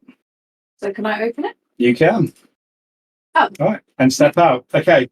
So what you see before you, as you step through the door from the entrance hall, there's moonlight now, which comes down. And before you is a courtyard, which is enclosed on all sides by the walls of the mansion. There are 4 benches and a fountain in the centre. There's a door that leads off to the south. And from what you can see from here, the stone fountain, it's smooth, weathered stone. It's been inlaid with fanciful decorations of dragons, griffins, nymphs, and they're all kind of dancing around the structure of the base. And then the centerpiece of the fountain is a robed figure holding a shallow bowl from which crystal clear water is pouring out of and dropping down into the pool of the fountain below. There's a plaque that you can't make out from here. You'd have to get closer, just slightly recessed into the stonework of the fountain. Okay, Cora, where are you going? Are you continuing your adventure upstairs? Well, there is a third door, so I feel like just gotta go there. Yep, go there, open it, step through.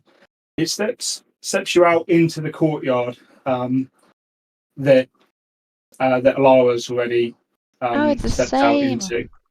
It is, yeah. Okay. So you just see the courtyard now. I like how you both just left Arjan. But Arjan, where would you like to go now? I think I wanna open the door behind me. Yep. Yep, open it up, go on through. Okay. So you step into what is clearly a chapel. There's a sense of peace that washes over you here. And it's quite comforting from the moment you've stepped in. The air's nice and cool. It's not as cold as what it's been outside. There's the scent of incense and polished wood. Candlelight flickers around the room. It's very spacious.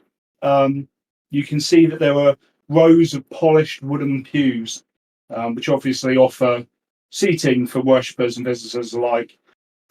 Each pew has cushions embroidered sitting on top, which obviously invite the guests just to take a seat and enjoy. At the far end of the chapel is a wooden pulpit, and obviously that's for leading processions and the sort. And then throughout the chapel, you notice various signs of faith and devotion. It's not as though the chapel is intended for one god. You see different depictions of all the pantheon going around the room. What would you like? What would you like to do while you're here? Because you've only used a little bit of movement. Yeah, I just wanna go back. Yeah, I no don't problem. wanna be here. No problem at all. That's all right. If you want, you can. Are you going to move up to the other door? Yeah. Yeah, I'll let you move up there, and you can end your exploration there. As we cut back to our ladies over in the courtyard, and Alara, you're up first. I'm going to go and investigate this door over here. So I'm like, oh, what's this? Yeah, that's fine. Try and go through it. You can go through. Cool. Yep. Okay. So you step into the room off the southern edge of the courtyard, and the room is empty. It's very barren, save for there's a bookcase on the wall as you enter on the left. Mm-hmm. There's a carpet on the floor, and there's a door that leads out to the west. You're not so much taken back by the lack of furniture, but the smell. It smells sickly sweet in here, and your history as an adventurer, you kind of know that that's the smell of rotting flesh and decayed matter. It's incredibly powerful. Is there a way for me to determine whether this room is made out of flesh? Made out of flesh. It smells. Why does it Oh my smell? God. I don't know why it smells. Yeah, I mean, give me a perception check. Okay. I want to know what's making that smell. And tell me how you're checking the room while you're doing that. Following my nose. Okay. So the nose leads you over to the bookcase. It definitely seems to the smells emanating from there. Mm-hmm. And I would like for you to make a dexterity saving throw for me, please, considering where you just stepped. Dexterity. I need to slightly move you as well, because you are not alone. Sorry, guys. Oh, Okay. no. As you step towards the bookcase, you hear on your armor just a drip, and as you look to your armor, it's clear and viscous and sticky. And then you look up to see the source, and you see this long tongue just coming down from this creature who's skulking up on top of the bookcase. And unfortunately, it's going to jump straight on top of you and knock you prone. Can you roll initiative for me, please? Getting myself in all trouble today. Did I roll? No, you rolled. I rolled for the spooky. I seem to roll. It's not letting me roll. There's no warning sign that's coming up. Okay, just do us in chat. It's because we've got the encounter bit open. You have a 0 to your initiative, so it's just a /roll d20. Okie dokie. Yeah, he's completely surprised you. You're prone on your back. It's got these long tendril-like fingers that are wrapping around your shoulders. It's nails going under your shoulder plates into your back, and it's just salivating over the top of you with its long tongue. And yeah, it's naturally going to make an attack against you. 1 second.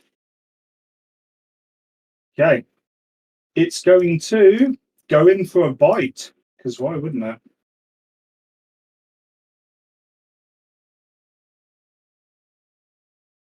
Does a 12 hit? A 12. It does not. 14. Okay, so this creature lunges towards you. It goes to take a chunk out of your shoulder, and its just teeth sink into your armor that you've got on your shoulder. You just give it a slap around the head. Like, you're fine. Yeah, are you going to hit it back, I assume? What are you doing? It's now over to you. Yep, I'm going to try and pull out my great sword and try and just like quickly ram it So into you're pinned on the floor right now. Lovely. You're going to have to get it off of you. I'm going to help with it then. Okay. Yeah. Give me athletics, and I'll give you extra damage for the headbutt. Thank you. Oh, yeah. No, that's enough. You're able to just throw it off of you. You headbutt it, push it away. I assume you're going to stand up and draw your sword. Yeah, I'm going to do that. I will say that is your action to kind of get it off of you, though. Yeah, that's fine. The creature's now going to move over here. From here, Cora, you would have heard a scuffle, and you would have probably seen the flash of the creature move past the doorway. So if you would like, you can get involved in this combat as well. I won't make you roll initiative. You just be coming in at this stage after the two that are engaged. Can I use my stealth though to just surprise it? Absolutely. So you can bonus action hide. That's not a problem. Yeah, I'm doing this.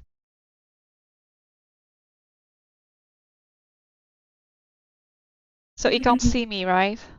Cannot see you. No, he's focused on, as far as he's concerned, the tasty snack has just got out of his grasp. Okay, then I'm going to use my rapier. Nice. Okay, you get advantage on this attack because you were hidden.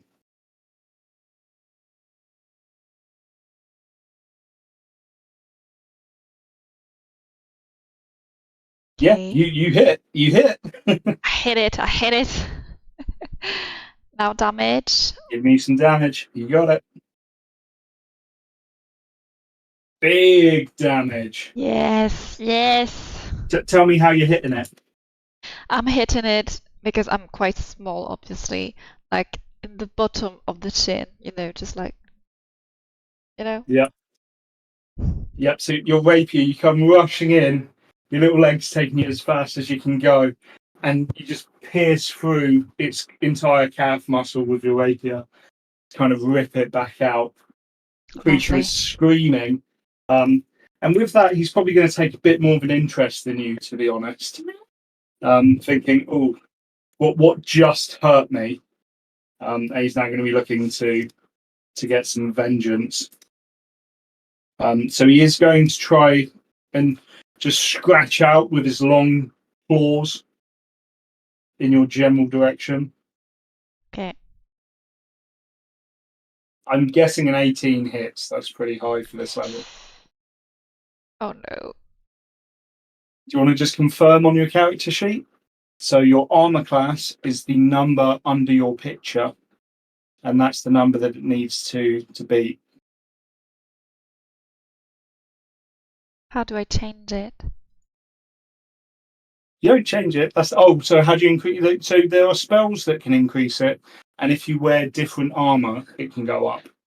But yeah, that 14 is what we wanted to know that you've got there. Oh, okay. Sorry. Yeah. Yep. So why are your hit points so low? You haven't taken any damage, have you? No, I haven't. Put yourself back up to 18. I don't know why you're 5 up with 18. That's very strange. Right. So you take 10 points of damage. Oh. So these long fingers just scratch straight across your sort of chest, and it tears into you, and you're quite bloodied at this point. You're up, Lara. I'm gonna run and rugby tackle it. Are you trying to restrain it? I'm gonna restrain it and try and stab it. Okay. I know I can only do one at a time, but I want to run and lunge for it. No, I can make restrain. It's going to be so you're going to be running in. Mm-hmm. I'm going to say that it's opposing athletics checks Hi, Anakin. Okay. to How are see you if you doing? can out wrestle it. Hello, hello. Yes, I'm answering, but quickly. Hope you're What doing is with my good. roll? You only just miss. So as you rush towards it, it kind of sees that you're coming. It's able just to kind of move you out of the way, throw you to the back, and it just seems fixated on Cora. You got bonus action. What would you like to do?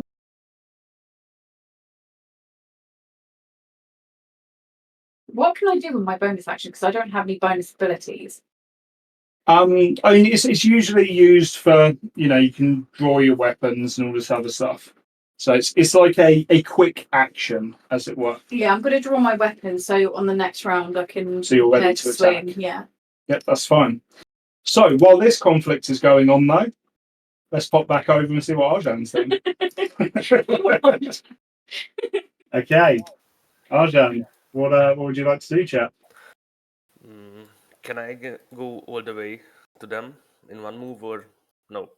So before I'd say you're in combat, I'd say you could make it to the courtyard. Mm-hmm. If you were to dash and like sacrifice your action, I'd let you get to the courtyard. Would you like me to just move you there? Yeah, I don't want Yeah. them to die, so yeah. Yeah, that's I will okay. try. So I'd say you're able to kind of rush out here. But obviously sacrificing your action to be able to move that distance. Okay. Cora, that brings you back up. What would you like to do? I just have a quick question. Of course. So I had 18 hit points, so now I have 8, right? Because you gave me. Correct. Okay. All I was wondering. So I'm quite Correct. low. I'm quite low. Can we have informations about the monster's HP? Yeah, so give me it'd be a religion check for this guy. Religion? Okay. Yeah, give me a religion check. Oh, so somewhere in your travels previously, Cora, you've either encountered one of these before or you've heard tales of them. So this is a ghast, and it's kind of like a hunter. It's undead by nature, and it typically tends to stalk its prey and then attack during moments of opportunity. It doesn't tend to like open combat so much. You would know the damage you dealt to it has probably brought it within half of its health. Okay. Like it's looking pretty beaten up. Can I still attack or? Yeah, that's your bonus action to investigate it. I think I will try to finish it. I don't have a choice because it's a hunter, so it will go after us anyway, so let's just go. Yeah, go for it.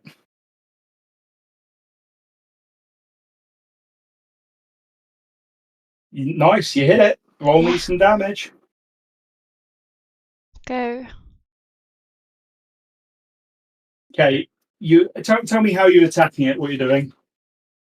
Well, this Talk me through time it. I'm directly stabbing him in the guts.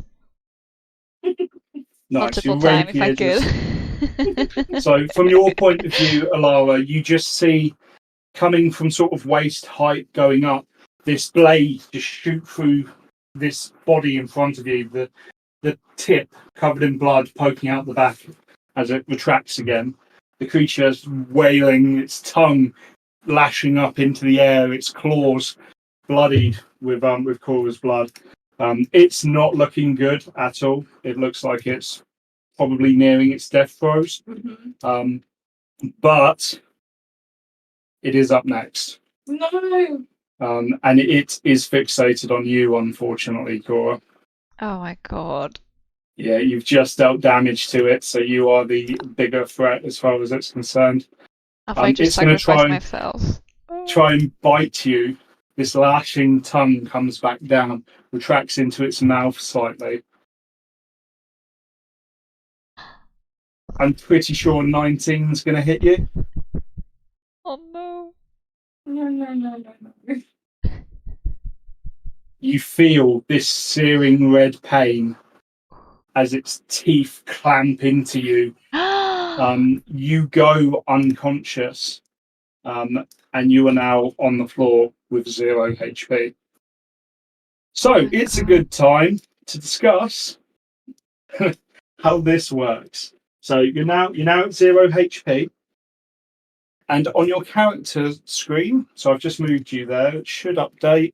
You now have a skull icon. Yeah. Further damage that you take will put you closer to death. So how this is going to work, you have to make a death saving throw on each of your turns. If you fail 3 of them, you are dead. Oh my god. If you critically fail 1 of them, that counts as 2 throws. The system does all of this automatically, so you don't have to worry about it. If you take any further melee damage, that counts as one of the rolls that you can use to try and stabilize yourself. When you roll, if you succeed the throws, after 3 of them, you stabilize with 1 HP. Your companions can also heal you or attempt to heal you to stabilize you and bring you back to 1 HP. Okay. Okay. But right now you are down and you are unconscious. Alara, your companion has just been absolutely savaged by this undead monstrosity in front of you. Was dying. What are you doing? Is there a way I can run in front of between the guards and Cora and try and use my lay on hands on her? Like You can attempt an opposed athletics check to push him away if you want, or because we're not using disengage in this session, you can freely move round to where you are now, and you can spend that to stabilize her. Yeah. With the knowledge, though, that he is fixated on her right now. Yeah. Okay. So I'm throwing that out as friendly DM. Damn it. All right. I'm sorry, Cora. I'm gonna have to just try and kill it. Yeah, just go. Can I just, with my sword, I'll move back actually. Can I move back or should I? No, I can. You can hit there. You can hit it there. Yeah, no. I've still got my sword out. Can I just take a massive swing at it and try and behead it? Absolutely. I'm just gonna angry. Yeah, by all means, go for it.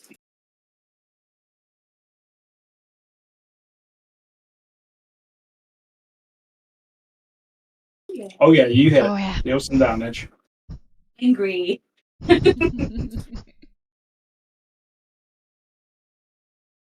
Very angry. Yeah, so Hey. as you see your companion fall limp to the floor, reddened in blood, the creature, its tongue just dripping now with Cora's blood, it raises up as if it's going to strike once more. Mm-hmm. You raise your sword, grip it, both hands, and in sort of righteous holy fury, you swing and decapitate this monstrosity before you. The creature falls dead to the floor. Cool. You guys are out of combat. What are you doing? I'm gonna try and put lay on hands on Cora, try and help her at least. Yeah. So this will be your final use of lay on hands. That's fine. If you don't take a rest. That's fine. Okay. Yeah, that's fine. Sakura, you're back up from the grave. I'll give you the full healing of this, I think, just to be fair. So you're going to Thank go you. up to 14 health. Okay. So 1 to get out of the death state, and That's all right. better. Thank you. I was kind of dying. Just a touch. That's a hatch.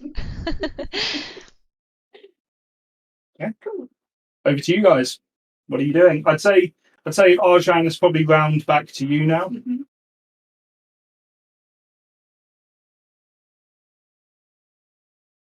So what would you like to do with your turn?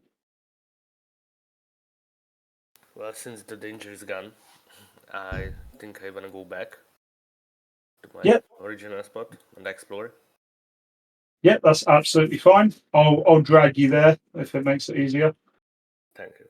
So okay. Yeah, by all means, mate. Open the door, head on in. Okay. Now this is an interesting room. So you step into what is quickly identifiable as a study. It's quite a sizable space for a study. So you're convinced that this is reserved potentially for one individual within this cloister of wizards. The room's being illuminated by magic orbs that's suspended from the ceiling, and there's a gentle light emitting from a fireplace at the back. There's a sturdy wooden desk adorned with parchments and scrolls and books. A blank piece of unused parchment is sitting on the desk as well. There's a high back chair, the cushion's well worn from years of use, and there's a small crystal ball that sits on the desk. Its surface shimmering ever so faintly with arcane energy.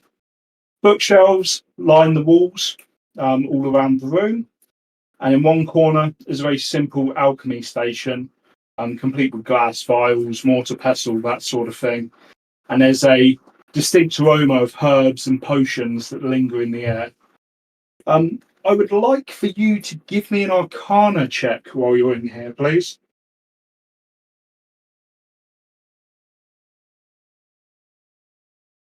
Fantastic. So, as you're looking around the room, the small crystal ball that you see, you know what this is.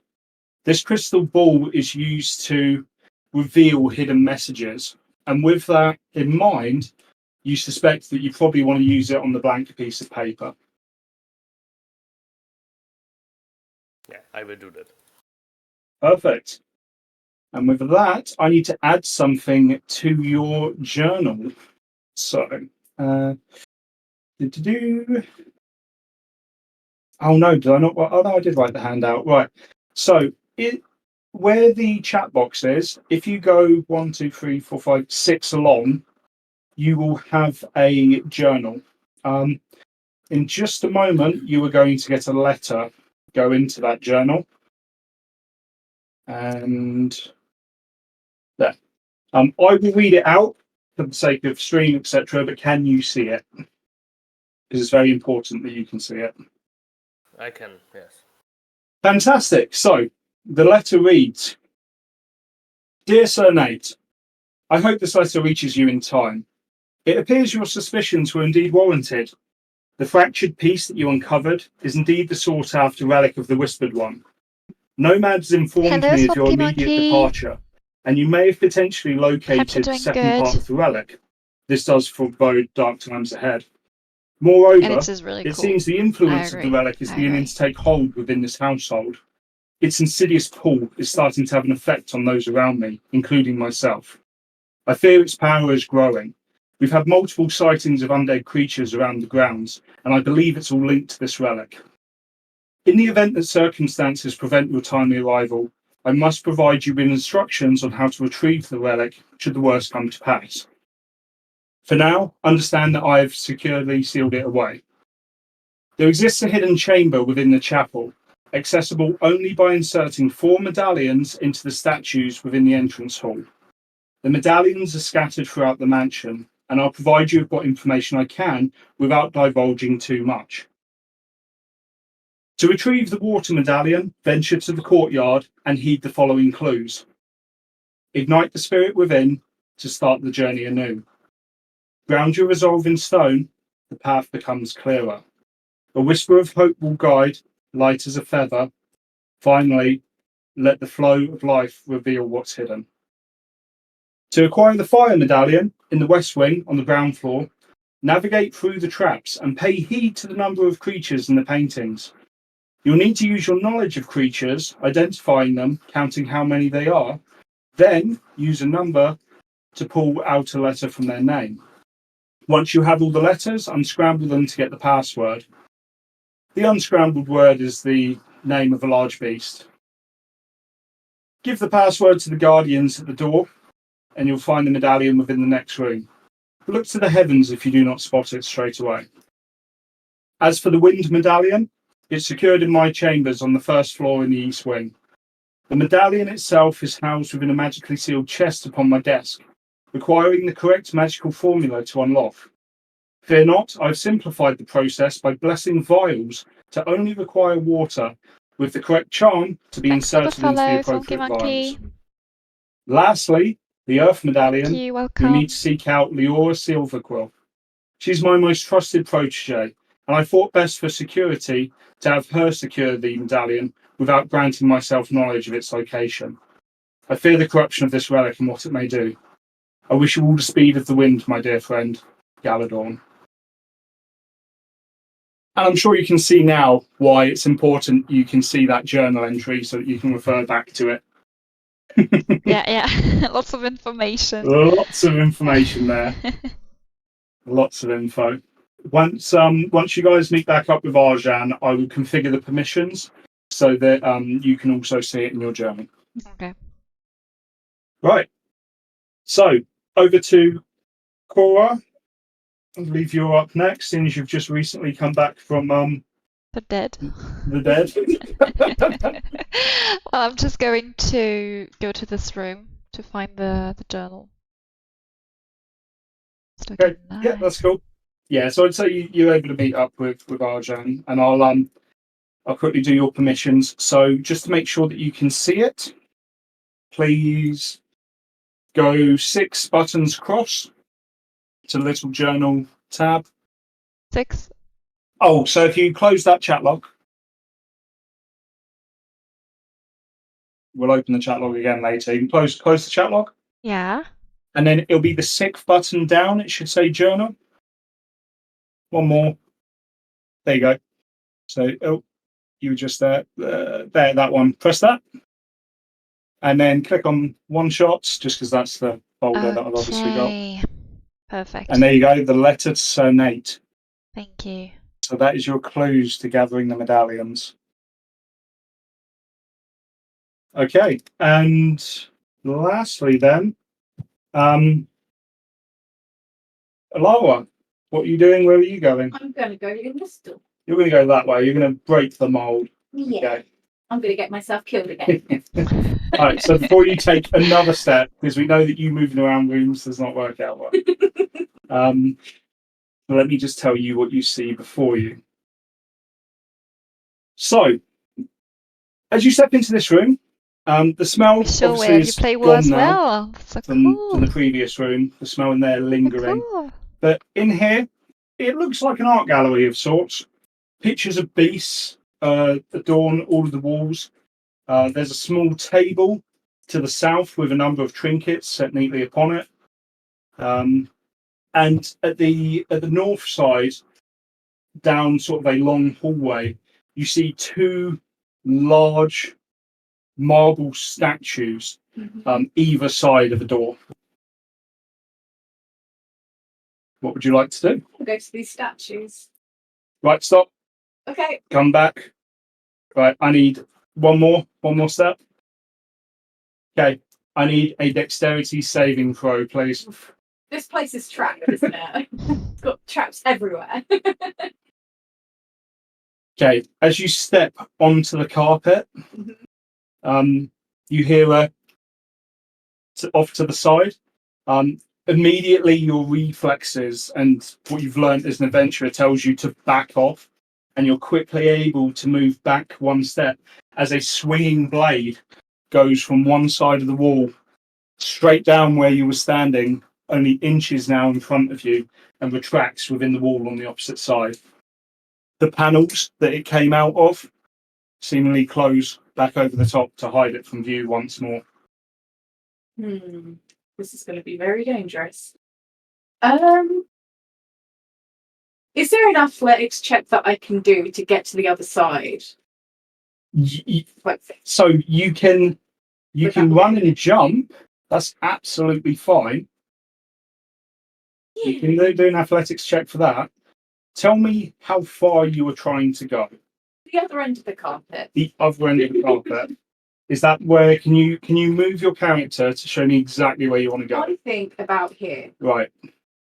That will be the longest jump of your life, but you are more than welcome to try. I will try it. Do I have to roll at a disadvantage? No disadvantage. You can take a run up and jump. So just roll it normally. Okay. I have my Weetabix this morning. So what happens? The place where you stepped previously, where the swinging blade is, you clear that no problem. You don't get anywhere near. You get about half the distance of where you thought you'd get, and you come to a sudden stop here, and you wait, and nothing happens. Okay. Fair enough. It's on Forge. The What are you program doing is now? on Forge. Can I run up again? You won't get a running For the game. jump from here because you suspect that immediately behind you is the whatever trips the swinging blade. So if you try to run up, I'd need a dexterity check as well as. For this action, can I do a perception check to see if I can see any other more traps in front of me? 100%. You give me investigation or perception, whichever one's your highest. I'm happy to take. They're both the same. Yeah, whichever one you want to do then. I am blind as anything. Yeah, it's an art gallery. It's fine. Oh well, I'll just keep walking forward then. Okay. Right, stop. Okay, this time, as you step forward onto the carpet, your foot recesses on a clearly pressure plate designed trap. I need a dexterity saving throw from you, please. I just want to get to the other side of the room. What I want. Okay, as your foot goes into this recess, you're caught off guard, and dart traps from either side of the room start spraying darts into you. This is going to hurt, I'm afraid. I'd like to take 14 points of damage. Yeah, fine. Manage that. But the trap is now triggered. Cool.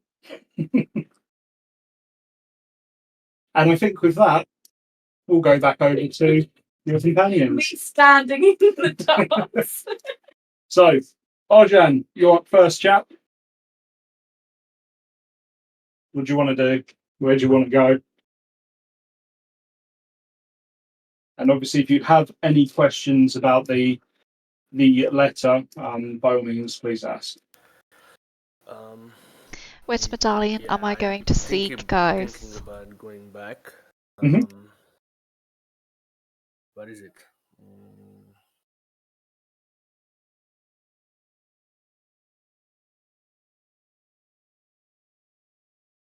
What are you looking for, chap?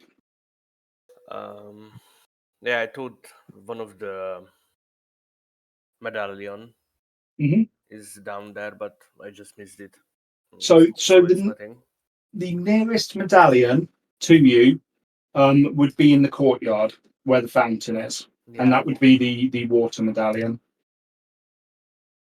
So if you want, you can go all the way over to the fountain. Do you want me to move you there? Yes, please. Yep, no worries. So I can just move you around Thank the you so walls. much. I will post I know the you guys are into entire burrows. session on YouTube soon. Okay, so if you want to check it out, as you see get it to on the YouTube. fountain, And and sleep you're going to well. go right up to it now, inspect it with the knowledge of the letter. And would just out of curio, Cora, would you be following? at all, or are you going to be doing your own thing? That's a good question, honestly. That's what I was thinking about. The water medallion is obviously for Arjan.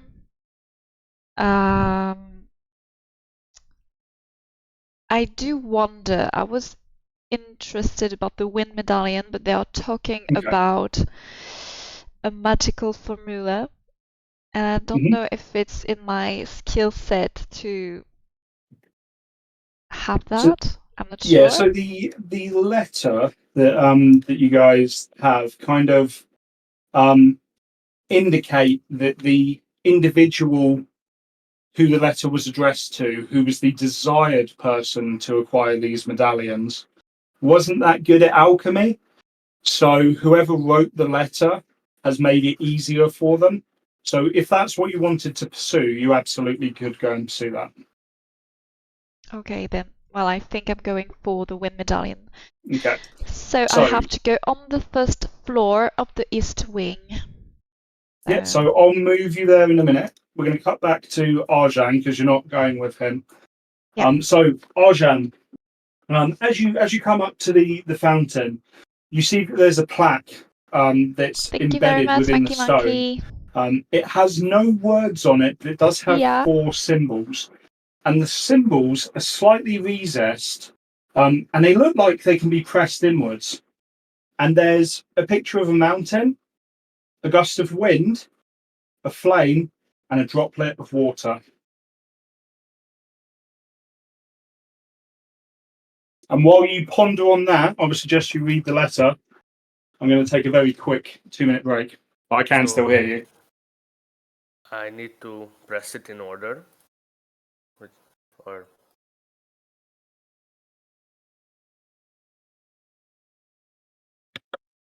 He said yes, you need to press it in order. okay. So, what was the signs again, please? I'm not entirely sure. He's just quickly gone, Me neither. there was 1 second, I'm gonna try and read his notes. I shouldn't.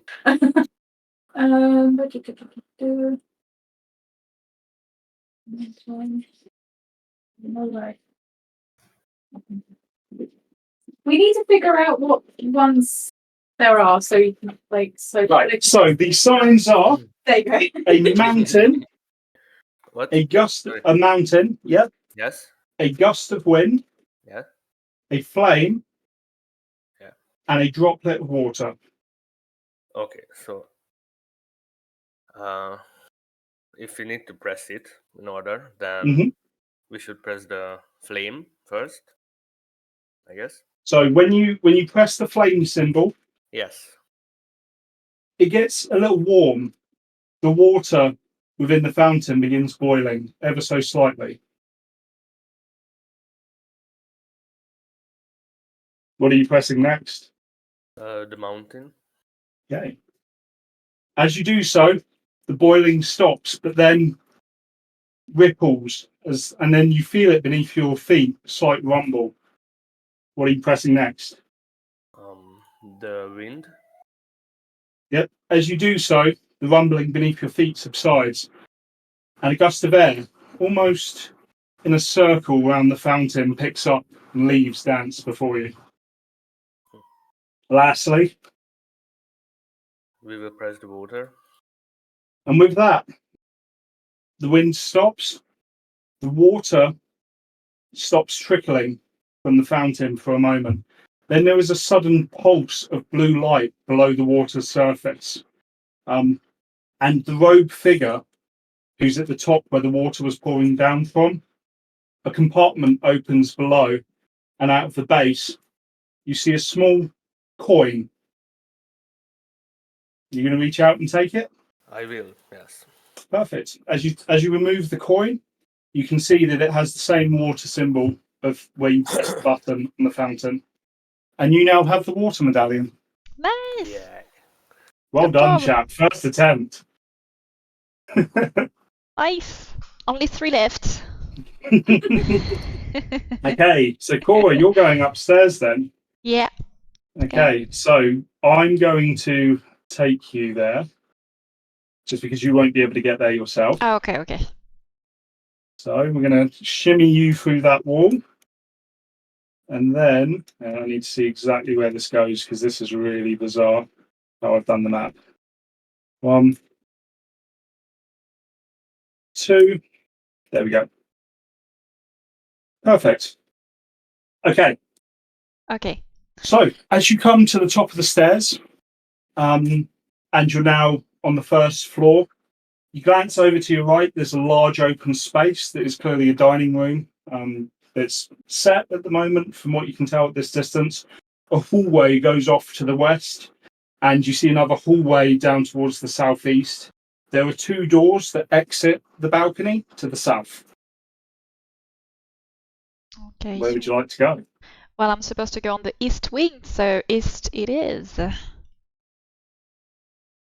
I'd like you to stop right there. Oh, the 25 feet, yes. No, you don't have a range limit right now because we're not in combat, but you stepped into the dining room. So I'm going to move. There you go. So the dining room, it's got this long, ornate wooden table for a dozen diners, the grand chandeliers hanging from the ceiling. The crystals are now covered in dust and cobwebs. Upstairs is seemingly a bit more stale than downstairs. You sense that there's not been as much use of the upper floor, which is incredibly strange. You didn't see any cobwebs of the like down below. You didn't see as much dust. It wasn't as unkept. But more importantly, as you stepped into the dining room, you feel really sad. A sense of sorrow washes over you, and you start thinking about burdens and problems that weigh you down, and they're really evident and apparent in your mind. You can then hear a gentle sobbing over to the east at the end of the dining room. What would you like to do?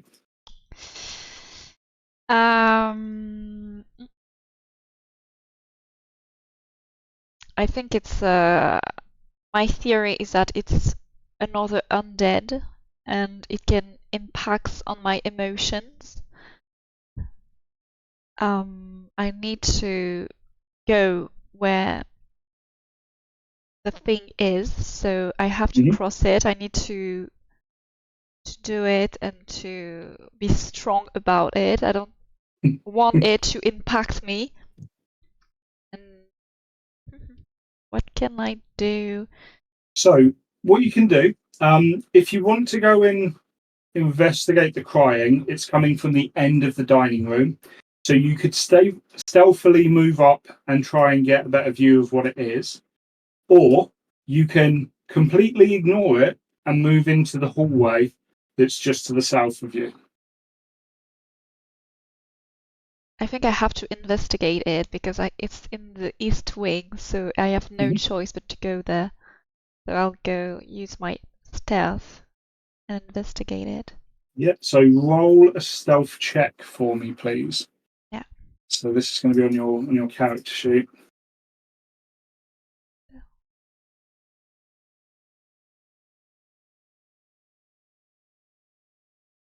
Okay, cool. So I'm going to move you just so you can see where you ended up and you're creeping forward. So as you sneak around the dining room and you get round to the back, you can see that there's a little kitchen set up just at the back here. The food, everything that's here looks surprisingly fresh, given that the rest of the atmosphere up here looks like it's not used. And you can see over to the side a spectral figure who's actually chopping onions right now and weeping while she does so. Just like me when I'm chopping onions. We do have something in common. Friends? Friends? Okay, then Did you want to add? Did you want to do something? Did you want to have a think about what you're doing? I think I will keep on the stealth, and it's not the place I was supposed to be to Mhm. find the medallion, so I think my next action will probably be to go south. Yep, So go the for next it. door. I can go? Yep. Yeah, you can go. You're okay to go. You're sneaking around. It didn't hear you. And you can open that door as well, and then we'll flip over to someone else. Hey, nice. Okay. More hallways. Fun. Okay. It is Alara Trap Triggerer herself. Woohoo. What would you be doing right now, Alara? Trying to get out of being pummeled by darts. I want to keep going forward towards these statues. Absolutely. It's okay, I So, answered him. do I do a answered him. dexterity check or I'm do I do here. a tactic check? It depends what you're doing. Are you walking over? Are you I'm going to lunge jumping? out of. I'm going to do a dive. You're gonna dive. Okay, cool. Give me acrobatics for a dive.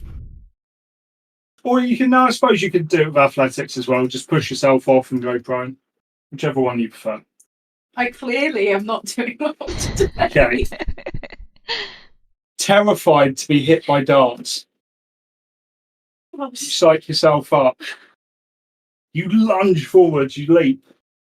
Nothing triggers, nothing happens, and you just hit the floor and hurt a bit, and you're going to take 1d4 damage for that. So critical failure, sorry. If it wasn't critical failure, you'd be fine. You're going to take 4 points of damage as you bludgeon into the floor, your great sword poking into your side and just, cracking against the rib. And as you do that, don't worry, there's no traps. But as you do that, you hear a voice. Oh, that was certainly entertaining. It's been quite a while since I've seen someone navigate the traps in such a manner. Yes, a second voice. What was the name of that novice? He was the last one that triggered it. What was his name? Oh, that was Marvin, you doll. Yes, Marvin. Good soul, bit dim, always distracted. As fun as it was, I don't believe we've had the pleasure. I am the one and only Baron Boulder. And as you look up, you can see the two statues' eyes have lit up, and they're now conversing with you. Okay. Well, I am Lord Pebble. You can't be a lord. I'm the oldest. I hold the most senior title. Well, I spoke to Galadorn. He said I could be a lord. You did no such thing. When? Earlier, you were asleep. Asleep? I most certainly was not. Why, yes, your snores reverberated the entire structure. The two statues are just now bickering amongst themselves. What are you going to do? While they're bickering, I'm just going to go for the door. I'm like, see you later. Okay, so you step up to the door. Mm-hmm. It doesn't budge. Okay. I'm sorry, but you can't enter. Sorry, you can't enter. Not unless you've been given the password. Yes, the passphrase. You're going to need that. If you don't know the password, you need to get it from Galadorn. Yeah, Galadorn knows the password. He put clues in the paintings. Silence, Pebble. You've said too much. But they don't need to tell us the name of the creature using the painting. Pebble, stop. So, as you're doing this, Boulder's eyes, the statue to the left, light up incredibly brightly, while Pebble's eyes go dim. Right, he's gone away for a bit now. No password, no entry. So you told me that, so it's in the paintings, yeah? I said no such thing. Yeah, you did. Why don't you just tell me the password now? Can you give me a You're trying to persuade him, I suppose. Give me what's it called in D&D? I forgot. Persuasion. It's persuasion. It's persuasion. Yeah, I can just say I'm. Yeah. I don't know, a child of the light or something. Tell me what how good you role play your persuasion will set the DC for this role. Nice. A child of Tyr. I'm also forgetful and clumsy, as you just saw. I got told the password earlier, but just completely forgot. Plus, I hit my head on the floor. Gosh, It was entertaining. I will give you that. I'll give you half the password. Word again. Bear. Bear. Bear. Bear. As in rah bear or bear naked? As in rah bear. I'm just going to walk away and look at the paintings if that's okay. Okay. You're going to have to show me where you're walking. I'm going to walk back. I'm just going to probably stand about here and look around. Okay. I mean, you would have seen them somewhat anyway, but in total, there were 7 paintings that adorn the walls in here. Mm-hmm. So there is a painting that features a werewolf under a full moon, a singular werewolf under a full moon, a trio of gnolls fighting over a spear, a grinning beholder on his own, 2 trolls sitting under a tree, 5 kobolds around a bonfire, 2 gelatinous cubes patrolling a dungeon, and 3 dragons in flight. So, you, unfortunately, have not met up with your companions yet, so you do not have the letter to guide you. I do not, but I have bear. So, what you have, I'm going to put it in chat so that you can contemplate it, is that. Okay? And you have there as half the password, which means 4 of the 3 paintings do not matter to you. So while you sit there and work that out, I'm going to flip over to another character. And we go back to Arjan at this point. Arjan, where would you like to go? What would you like to do? Well, I don't want to follow Alara. It's tricky because through as the I'm test. not next to So, Alara, I cannot I think give I will her have this information Cora about the investigate the password. first floor. It's a bit Yeah, that's frustrating. absolutely fine. So you're going to go up, you're going to look for Cora. So I'll have to drag you there just because of the nature of how Arjan is I've laid the closer, map out. so I can give her. Okay. So Cora is currently sneaking about. Why don't you give me a perception check, see if you can work out what way she went? Okay. Perception? Yeah. Okay.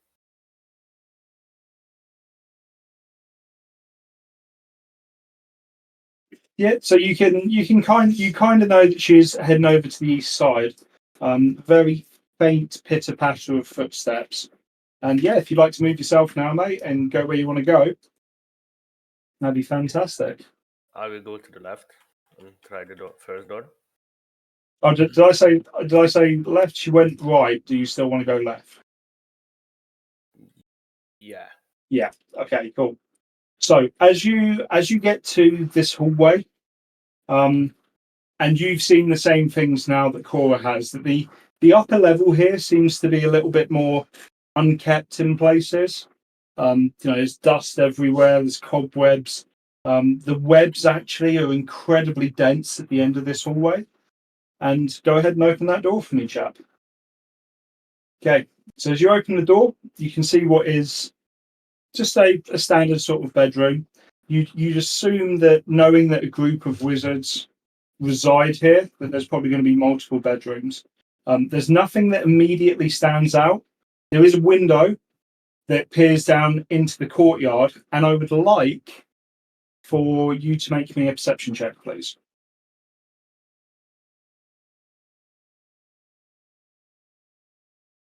Doing lots of perception today.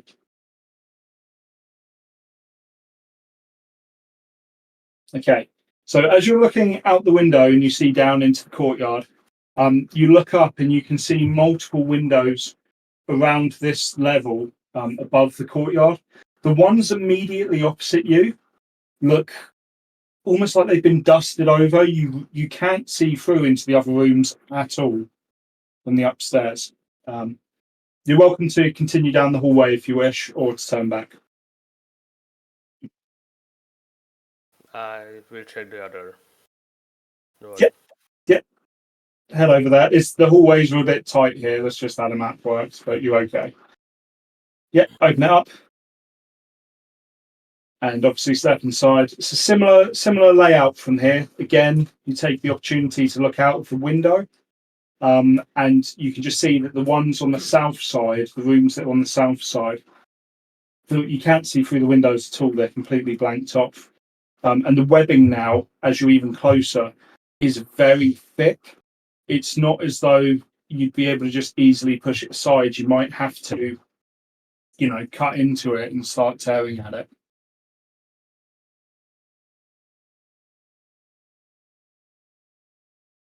You're welcome to proceed or move back if you wish. It's your call. Yeah, I want to move back. Okay, cool. Yeah, pop yourself wherever you want to go over on the other side then.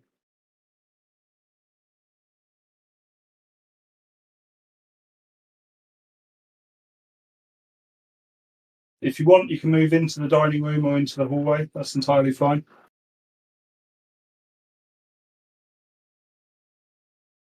Okay.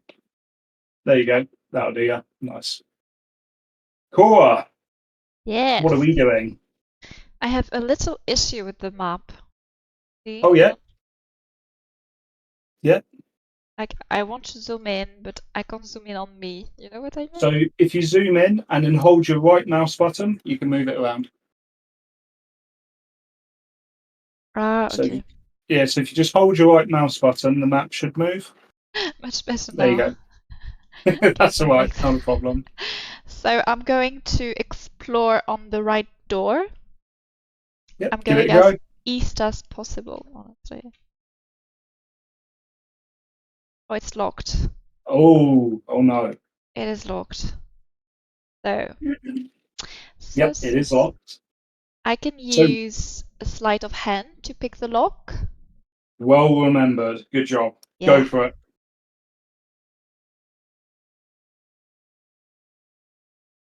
This isn't your first lock. No. This isn't even your first lock of the day. A heavy duty lock couldn't stop you. What can a bedroom lock do against you? You successfully unlock the door. You can move in. Okay. Okay, so you enter a bedroom that is indeed quite fanciful. It's obviously the master bedroom. There's this grandeur about it. A big four-poster bed is dominating the south side of the room. It's got luxurious linens. There are heavy drapes that frame the tall window of the room. There's a large fireplace on the east side, a wardrobe, and plenty of seating. And more importantly than what you see is what you smell, and that's chemicals. And clearly, alchemy is taking place here. You might not be adept with, the knowledge of alchemy, but you know the smell. And you can see towards the south that there's a desk, and upon the desk is a small chest. It's got no visible lock or clasp. Instead, there is a small funnel on top of the chest, and it looks as though you expected to pour liquid into the chest. You also see 7 vials with labels on the desk that read flying, healing, invisible, levitation, luck, speed, wealth. And lastly, in a small dish in front of the vials, you have a horseshoe, a clover, a moon, a star, a coin, a feather, and a heart. And before I let you proceed, Alara, would you like to make an attempt on your puzzle? Yeah, can I do a perception to see which paintings are probably going to be irrelevant for me? Okay, yeah, absolutely. So give me a roll, and depending how good your roll is, I'll tell you the ones that are. For every 5 you get, I'll tell you. Okay. So oh, did I clear your? Sorry, I didn't mean to delete your notes. Oh, it's okay. I've got it on Word. Okay, cool. So what you would work out is the beholder is a single beholder, and you would have got the letter B from that. Okay. I will leave you now to your puzzle as we go over to Cora's puzzle. So, Cora, I assume you're going to come up to the desk and investigate the vials, assuming? Yes, absolutely. All right. We're going to go over to a fun little alternate scene now. Okay. Okay. Right. I just need to configure some permissions. But this is what you see pretty much in front of you. Right. And we're going to, I just need to set you as the owner. So you're going to see a lot more characters appear in your journal right now. But that's all part of this little puzzle. So just give me a moment. Sure.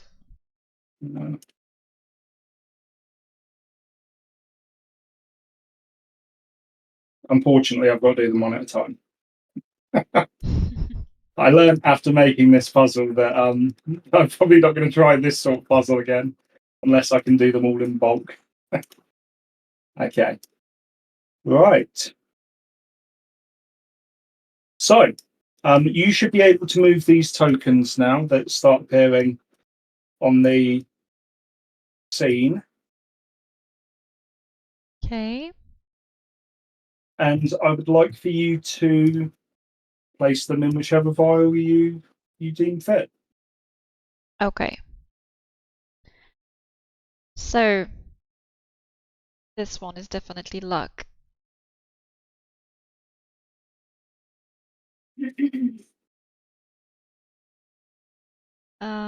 Wealth. Can That's I know not what obvious, those... but that is a coin. It's not Oh, it's a obvious, but that coin. is a coin. Ace of wealth. Yep. The healing, the heart, the HP, and the HP. for health. Yep. Yeah. Makes sense. Levitation. I'm hesitating a bit between flying and. I knew that'd be the difficult one. Um, The other one that's not obvious is perhaps this coin here, yeah. and that is a crest of a moon that is almost hidden. Okay. Thank you for this. So I guess it's invisible.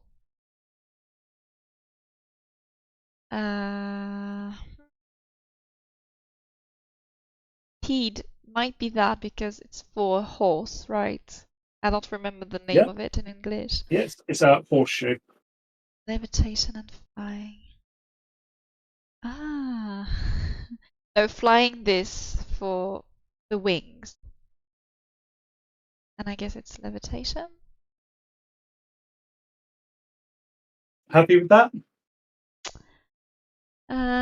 Luck, speed, wealth. Yes, yes, okay. Okay. So you take the vials. Are you going to, I assume, pour them into the chest? Okay. Yes. As you pour them in, nothing happens. Oh, shoot.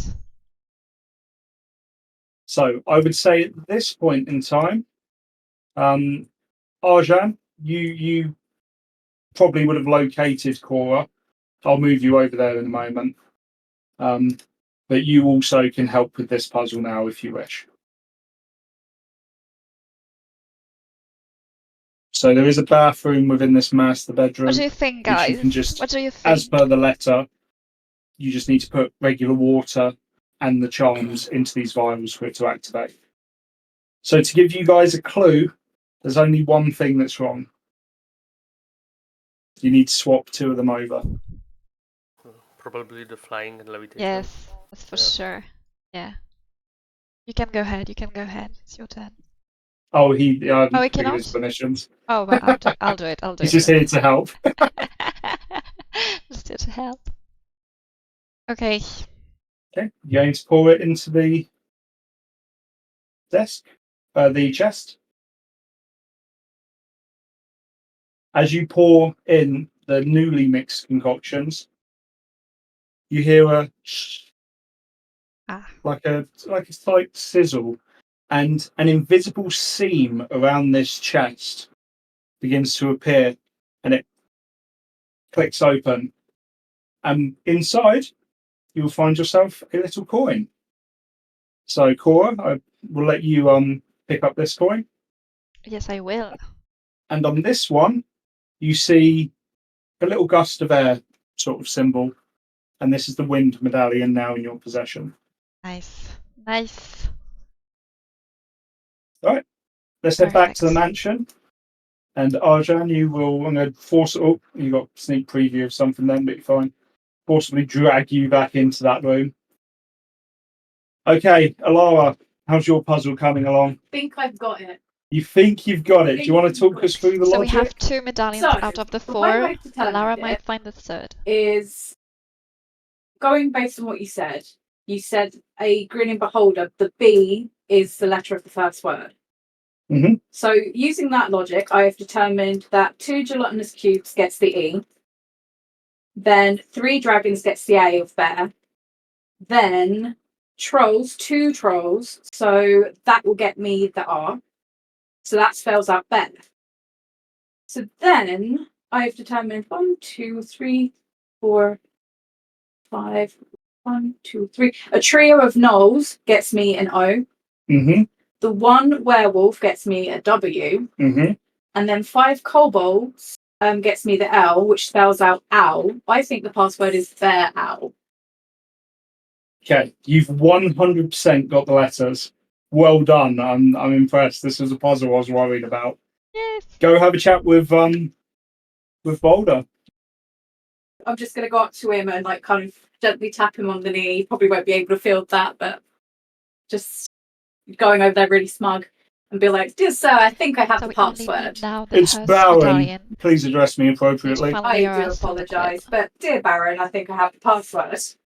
Okay then, let me hear it. I remember him saying something along the lines of bear owl. It's coming back to me. Oh. A bear owl? What is a bear owl? It's part bear, part owl. Owl Owl bear. There's the password. Yes, owl bear. A bear owl. Wait till I tell Pebble about this. Please, you may proceed. Humiliation I'm in. So, as you step into this room, this is almost a trophy room that is now before you. And there's kind of a weird abstract art piece happening in this room. You see a large golden statue of a knight riding atop a horse, charging towards a dragon. The dragon is actually made of bone and is being suspended from the ceiling. Okay. Can I do a perception, see if there's anything I can do with these? Give me an investigation over a perception. It's my lowest. Okay, I'll let you No, have it's perception. If I'll do investigate. Okay, well, I'm do that. you're lowest, but you're smashing it. So you recognise that this is depicting a battle that has happened long ago. And as you're looking around the statue, you don't really see anything that's interactable. There's no plaque, anything like that. And then you happen to glance upward and you look at the dragon, and then you just step slightly to the side as you're looking at the dragon, and there's a small glisten that you see within its eye. It's a small red glisten. Okay. Can I climb it, grab it? Is that your plan? Yeah. So you climb the wall. So it's currently, at the moment, it's being suspended from the ceiling by those 4 ropes that you see. They're not touching the floor, I think. It's not attached to the floor. It's suspended in the air as though it's coming towards the knight on the horse. You know what? There's 2 ways I either want to approach this. Is there a way that I could get on top of the statue and jump my way over to the dragon? Is that physically possible? Looking at it doesn't. It's a long jump. It's as long as the carpet you tried to clear previously. Yeah, that's not going to happen. It's possible, it's just a long jump. I don't want to break a rib cage. Can I aim my sword at its eye to try and dislodge it? Like kind of do a javelin throw? Yeah, absolutely. Yeah. Give me a straight up athletics check. So you're throwing it. You're throwing your great sword almost like a spear. Mm-hmm. Yeah. Yeah. Yeah, you're able to throw, and your throw actually doesn't go towards the eye. Unfortunately, you are slightly off. It goes more towards the back of the skull. Mm-hmm. But in doing so, the skull detaches from the rest of the skeleton. It comes crashing to the ground, and it crumples in dust and fragments of bone. Okay. I'm going to go over to it and see if I can pick up the red thing. Yeah, as you start shifting through, you find a coin Mm-hmm. with an emblazoned red gem set about fire. And you now have the fire medallion. I'm going to pick that up and put that in my pocket. So, you guys need 4 medallions. Each of you currently has one. I think we've got one more to find. Mm-hmm. Where would you like to go? We're going to stick just with you for a moment, Alara. Where would you like to go? Is there a way for me to get out of here? Out the window, potentially. Can I do a perception to see that there's nothing out? Yeah, give me a perception. That's fine. Don't know if I want to do that or go back to the traps. Either way. Okay. You don't see anything out there. There is a faint shimmer of fog on the floor. Yeah, why not? I'm going to jump out. Yeah, you're going to go out the. So your plan is to go out the window and run all the way round to the front door. Yeah. Hmm. It's fine. There's nothing. I'm just saying. Is that your plan? Do you know what? Do that. I've locked the door. So. You have locked the door, which is why I was asking. I thought I could go around the other side. Go. Oh wait, no. So it's sort of the same situation. You know what? I'm just going to have to just go back out of the room and just do Slowly step forward. So you step back on the pressure plate, but it's already triggered. Okay. Can I keep going forward? Yep, slowly. Stop. I need you to make a dexterity saving throw, please. As the sides of the walls now, as you can sense the blades coming. Oh, I will give you advantage because you know it's there. So roll again. Just one, because you already rolled one, which was a 4. Unfortunately, this time, you know it's coming, but that kind of gives you a moment of hesitation. Unfortunately, this time, the blade is going to catch you, and it's going to...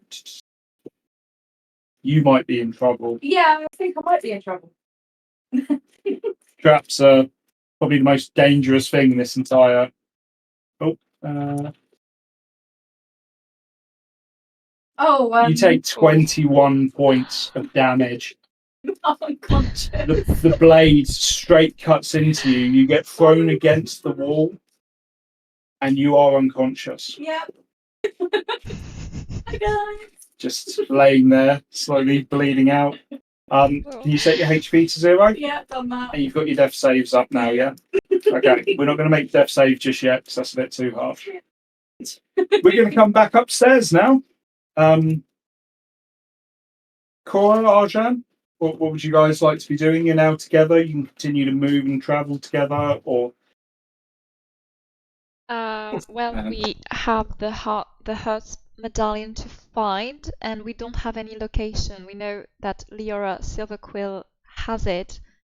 I honestly think we should be investigating on our own to make sure we find her the quickest way. Quicker the better, especially when Elara is not feeling well.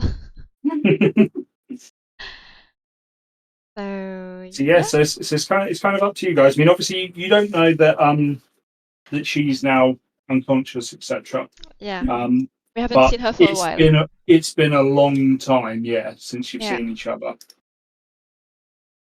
I'm honestly thinking about going back to the kitchen with the thing. I don't know why. It might be her. I should investigate, I think. Oh, I know what you're. Yeah. Okay. I Not a get good what you're going idea. for. I get what you're going for. I mean, you never know. She was not aggressive, so when you say is his protege, I mean, we don't know how long ago she was his protege. So maybe now she's quite not alive anymore. She might be So, undead. are you sneaking into this kitchen? I am sneaking into the kitchen, Okay. absolutely. Can I have a stealth roll from you, please? And while that's happening, Arjan, are you going with Cora or are you going to go elsewhere? I think I will check on Alara. Okay. So I'll say if you're going to sacrifice your action, you can get back to like just before the courtyard. So I'll move you there if you are happy for me to do so. Yes, please. Okay. Yeah, make sure I don't accidentally clip you through any walls again. Okay. And there we go, chap. You can get to about there, sacrificing your action. Right. So, Cora, you're sneaking towards this spectre that's still just peeling onions and crying. What would you like to do? Well, I would like to investigate. I mean, I would like to find a way to make her speak, so maybe persuasion Hmm. to, So you successfully snuck in. yeah, She's not acknowledged you. I You want you her could to you could acknowledge me. just yeah you could just talk openly if that's what you want to do. Well, what are you doing here?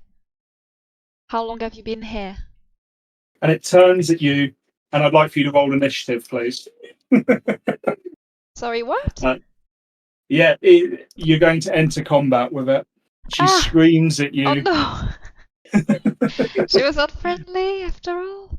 She was not friendly, I'm afraid. Okay, well, I tried. Can I So if attack? you, roll initiative for me first, please. Okay. Oh, rolling. Oh no. That's right. That's for the spooky one. What's your one? Is the initiative not working again? There we go. Try again now. Perfect. Okay, so you get the first move. You get to go first. What is it you would like to do? I will use my hand crossbow. I don't want to get too close to her. Hmm. Sure. Yep, go for it. Your hand crossbow's already in chat, so you can press attack. And let's see if you hit. Oh, Oh no! So efficient. you bring your crossbow up quickly when this spectre screams in your direction. As you do so, though, you fumble and you actually drop the crossbow in front of you. Oh no.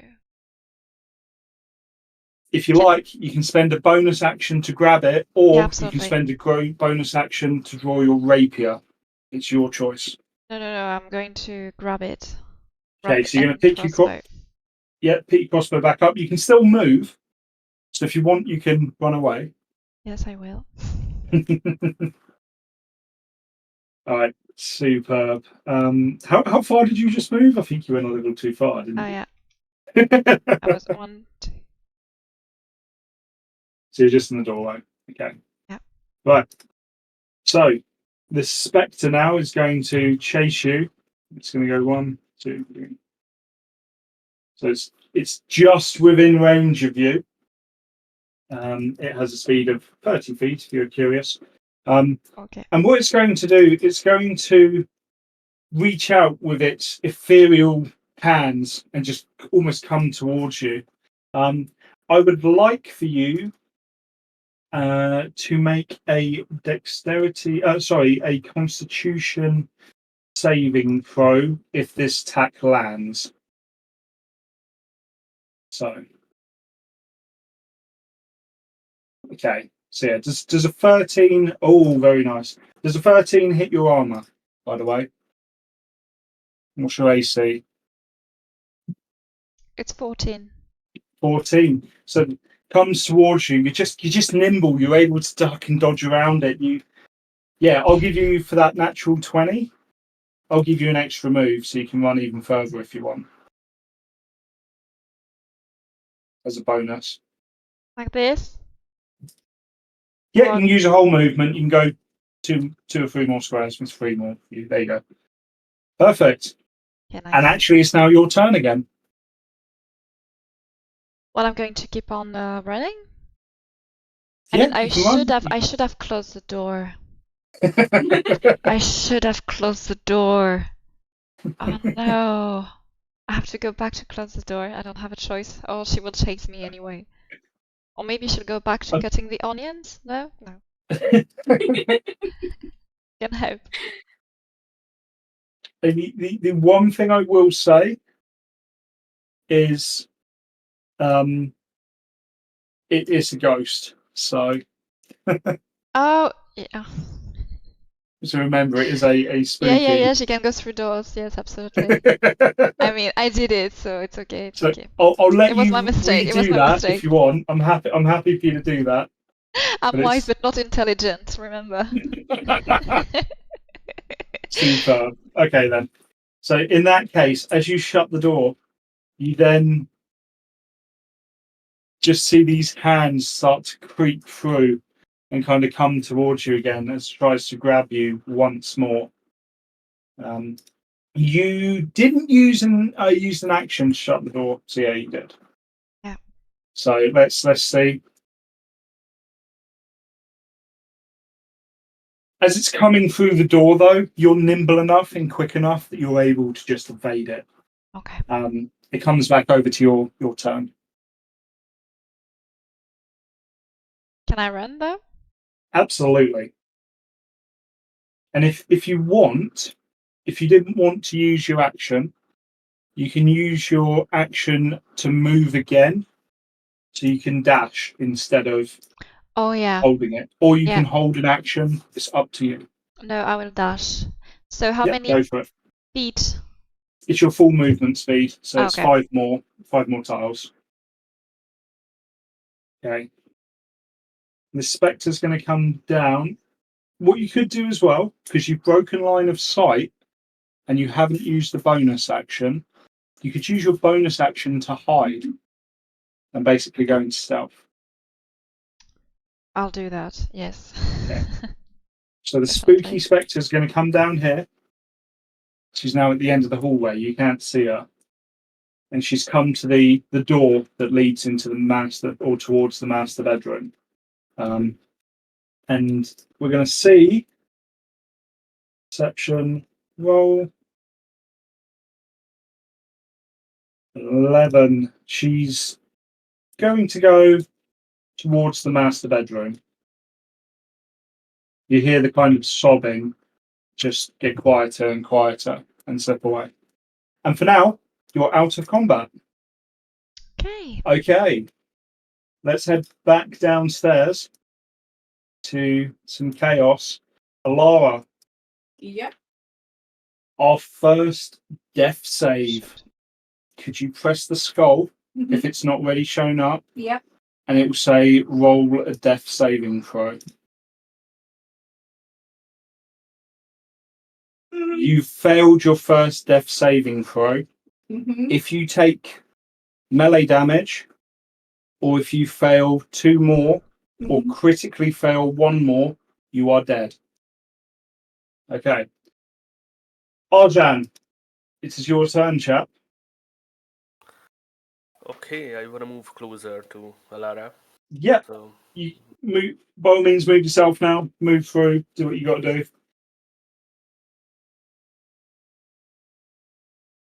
You're absolutely fine.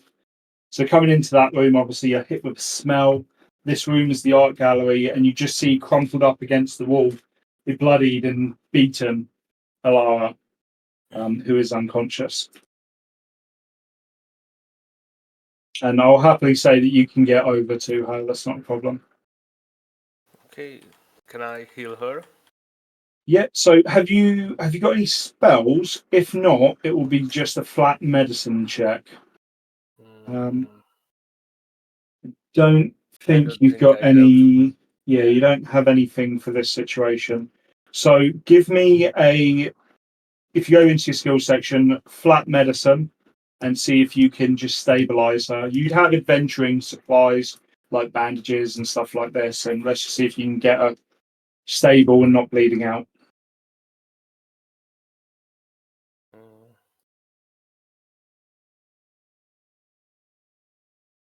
Where? Sorry. So it's on the first page where you come Yeah. first into your character, and then halfway down you will see medicine. Yeah. I can Yeah, see. there you go. Fantastic job, mate. Nice. Yeah, so you whip out your kind of adventuring pack. You go in looking for supplies, stitches, bandages, these sort of things, and you're able to bring her back. And yeah, Alara, you are now back to 1 HP. You are stable. I still have the skull thing present on my thing. How do I get Just press the little skull. There you go. Okay, cool. Thank you. Why are you trying to I cast the spell? Okay. I just lied. Just give me a break. No problem. Thank you. So, guys, what are we doing with the final medallion then? I'll say we'd probably at this point go back to you up on the first floor, Cora. Yes. Yes. Where would you like to go? What would you like to do? Well, I'm going to go on the west wing to check out. I don't believe any of us have gone there, or have I missed it? You wouldn't have known, but I would have Arjan's known, checked the first couple of rooms. but I could go outside. There aren't any other floors, right? No, it's just these two floors. Well, I'm going to check the west wing anyway. Yep, take yourself there. You're all good to just move freely. And now you enter into the hallway where at the far end you see there's some thick webbing. You see two doors that have been left open that lead to bedrooms. What you can do for me, because you'd be walking past the windows and glancing into the rooms, can you give me a perception check, please?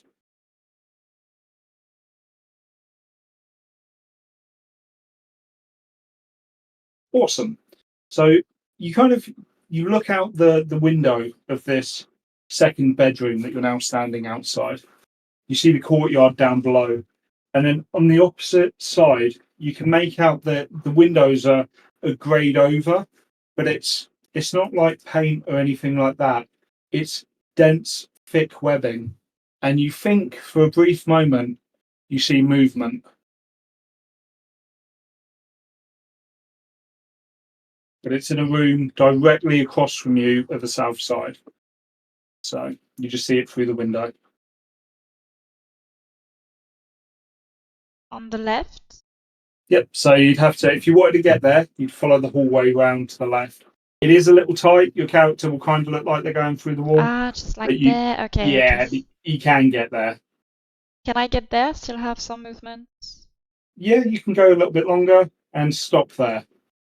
Okay. Okay. So as you get here, the webbing is just so dense. Your small frame has meant that you've been able to get through some of it anyway and just kind of duck under bits that larger creatures would have had to have broken through. But now it's too dense for you to move forward. You're going to have to find a way to rip or tear or burn, whatever it may be. You need a way to get through the webbing if you're to progress. I want to use my rapier just to crush into it and to be able to get out. Yeah, that's absolutely fine. So you don't need to make a roll for this because you're just you'd definitely be able to swing your rapier and just attack Okay. at an inanimate object, being webbing. And you can start making your way a little further on. And as you do so now, your footsteps are getting really stuck to the floor. It's really hard to move forward, but you are moving forward with momentum. And as we stop you there, we'll go back downstairs. Arjan, Alara, what are we doing? Obviously, thanking Arjan for saving my life. But is there a way I'm allowed to take a short rest to kind of build up a little bit of HP? You're welcome to do so. A short rest is considered 4 hours in the rule book. So if you're willing to, I will let you pick a place to sit down and recover. And depending how your companions kind of move about the mansion, I might give you a partial resource return as opposed to a full one. Yeah, that's fine. Can I go and stagger over? I mean, like literally just like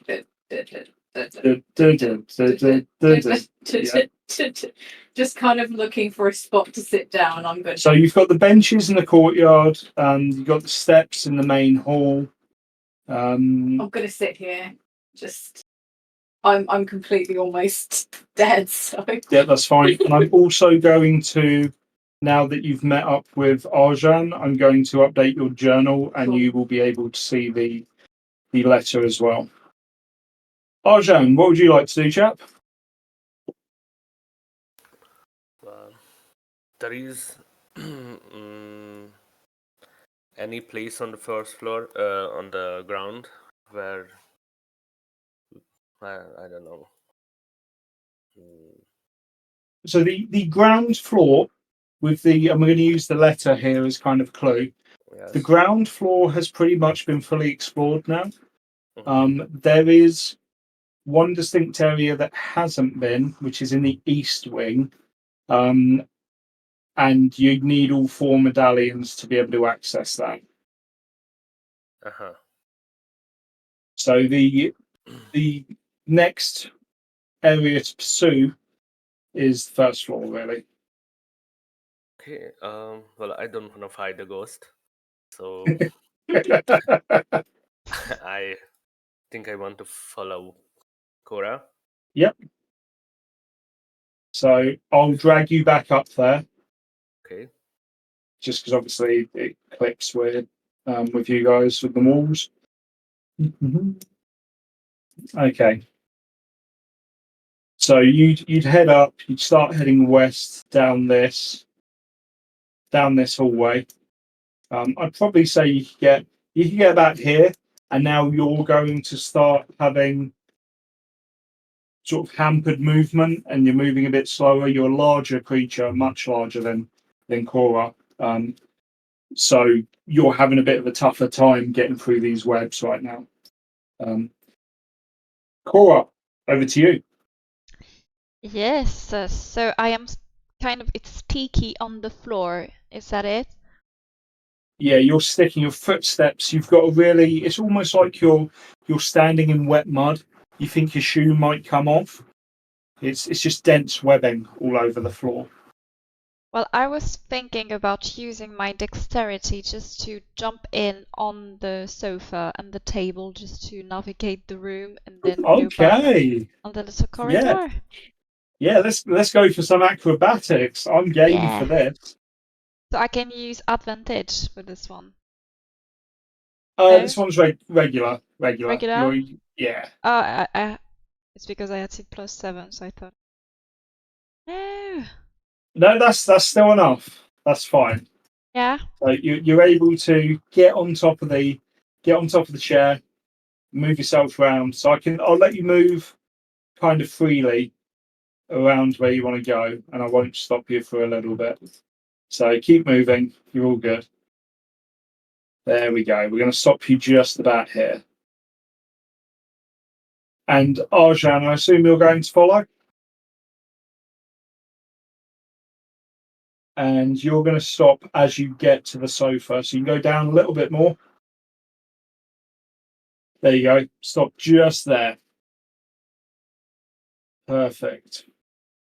Oh, and Arjan, how are you navigating through the webs? What's your plan to get through them? Well, I don't want to break the sofa and the table, so I won't jump on them. So I will just walk through. Try to. Fair enough. Fair enough. Alara, you're obviously still just healing. You're having a break, so we're going to let you do your thing down there on your own for a little bit. Yeah. Cora, back over to you. Where would you like to go? Well, the first door just in front of me. Yep, open it up. So there's nothing that stands out to you. It's just another bedroom, really. The webbing in here, though, is a lot denser than it has been. You Okay. can almost barely see some of the walls. Okay.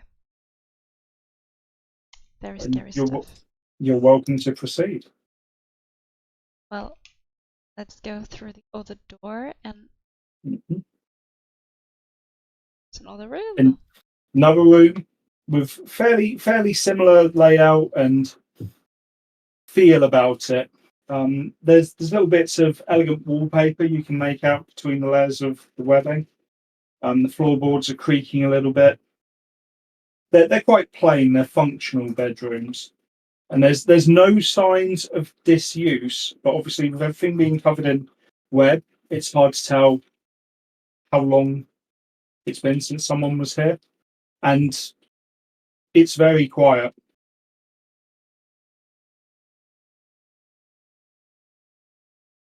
And I'll let you stop at that door. Yeah. And Arjan, we're going to just move you forward a bit. So you would have been working your way through the webbing. So I'm going to pull you down just to where you would have got to, just there. So you can just now see Cora coming up to a doorway, which I assume you're going to open. Absolutely. Go nuts. Okay. So as you arrive at this final room, and you see that this room's slightly larger, but you see it's really dense with the webbing in here. Suddenly you have a thought in the back of your mind. There's all this webbing. Where's the spider that's no. made the webbing? And as you start thinking about it, you think about how large the webs are. You think about how big the spider could be. And suddenly back of your neck, just something uncomfortable. You can't shake the feeling you're being watched. But there's nothing immediately obvious here. I would like a perception roll from you, though. Please, Cora. Sorry, I didn't hear you. Oh, could a perception roll, please? Perception. I was disturbed by the all spider thing. Sorry. Oh, well done. That's a nice high roll. Okay, so I'm going to slightly move you. You're going to just have a good look around this room. And as you do so, you happen to glance up to the corner in the northwest of the room. And you observe four long blue legs retreat and seemingly vanish back inside the wall.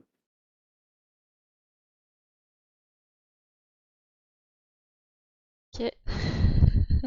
Now, these legs are almost as tall as you, but you don't see anything else.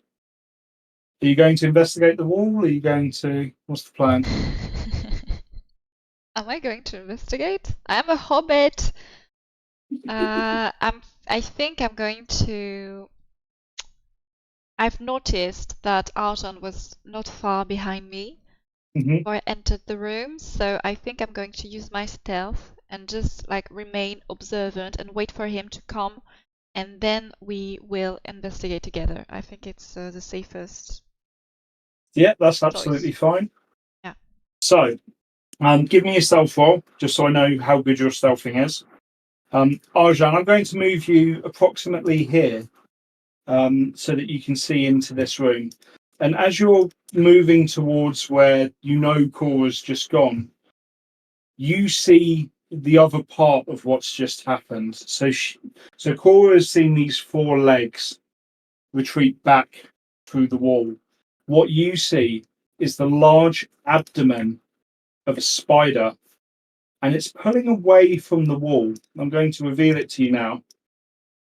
So you get a sense of scale of how big it is.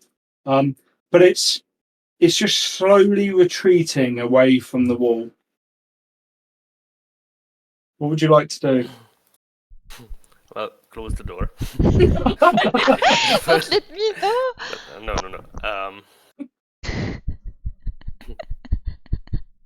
Well, since Cora's nearby, I think I will engage in combat. Yep, Again. go for it.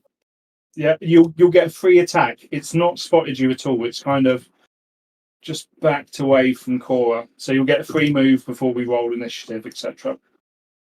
Oh, okay, then I will attack. Nice, go for it. 12 does not hit, I'm afraid. You shoot your fireball through, but as you're kind of just charging up and you do the flick of your wrist to get it going, the spider kind of senses the movement. Maybe you were a bit too heavy on the webs. You're not too sure, and it just backs away slightly, and it's now aware of you. And I would like for you both, so Cora and Arjan, to roll initiative, please.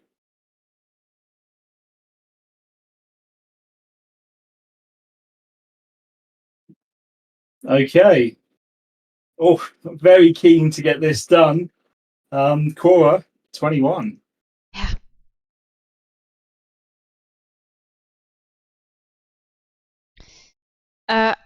It's in the top corner, right?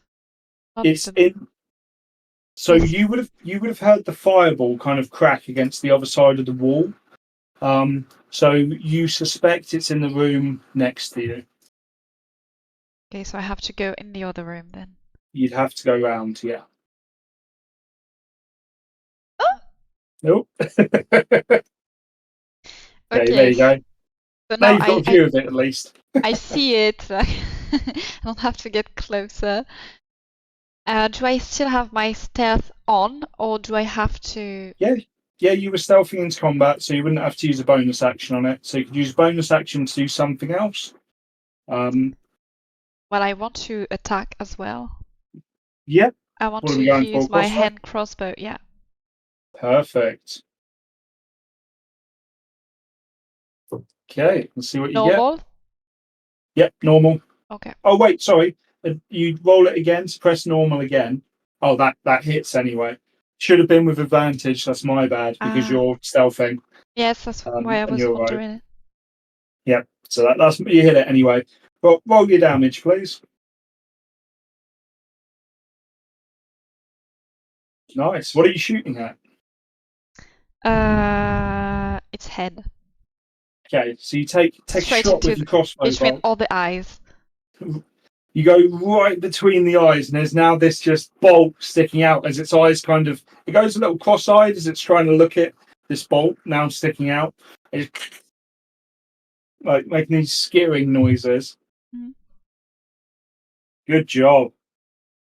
Thanks. Okay, it's now the creature's turn, and it's going to. It's going to try. Doesn't need to roll for this. Hang on 1 second. Nope, doesn't need to roll for it. Okay, perfect. Yeah, So just burn it, before you Shadow. know, you're Burn both looking at it. this creature Burn it. when suddenly it just kind of fades away in front of you. Could you both make a perception check for me, please?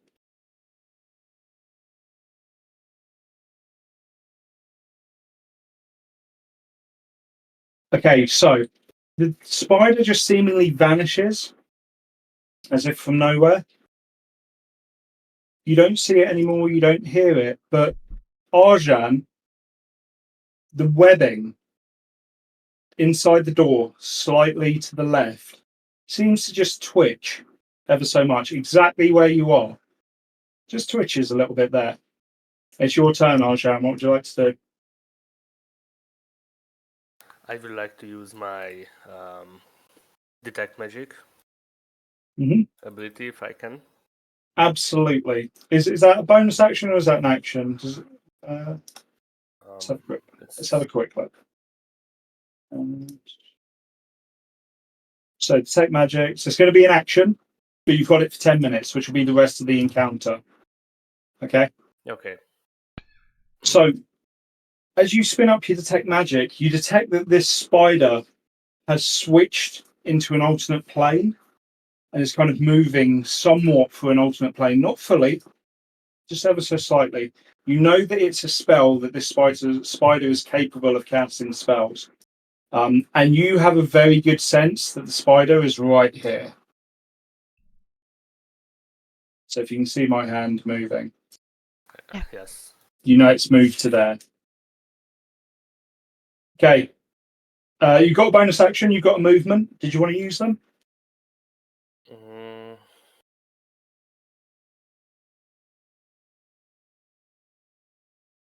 I do. Mm-hmm. Can I use my mage armor on Cora?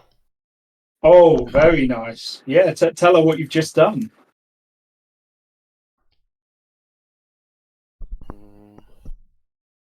Well, I don't know how this works exactly. Okay. Just So giving bonus armor.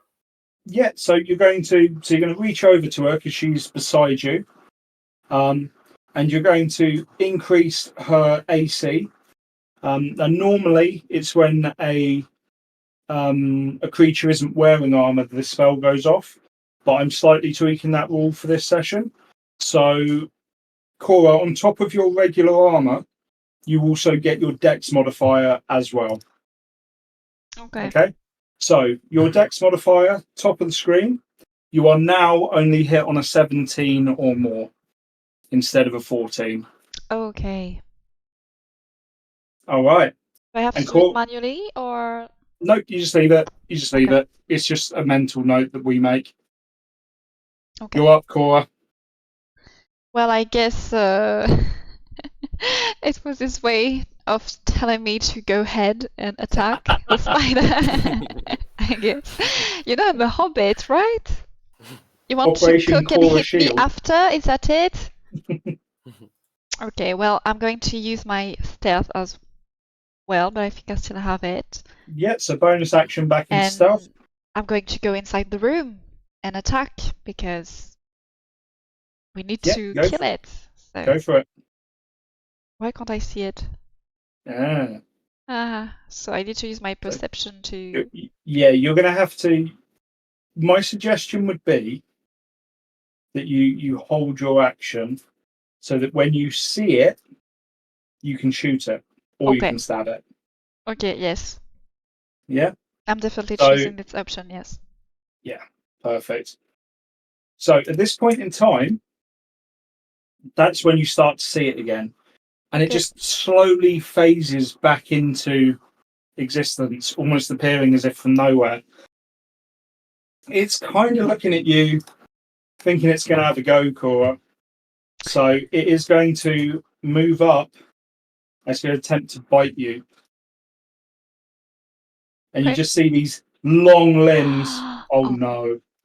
You see these long limbs just tower above you. The limbs almost as tall as you are. And its mandibles just chittering away, slight saliva dripping down from the edges and venom. I would like for you to make a Constitution saving throw for me, please.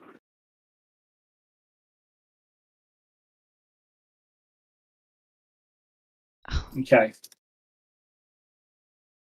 So you are going to take 9 points of damage, but you are also now poisoned, meaning you're going to take additional damage on the next turn. Okay? Okay. Right. Arjan, it's over to you. Well, Spider's not hiding at the moment, so you can see him clearly.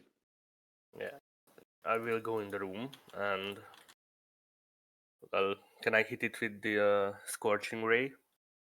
Oh, absolutely. Absolutely. Go for it. So, Scorching Ray. Is it an auto hit? I think it might be.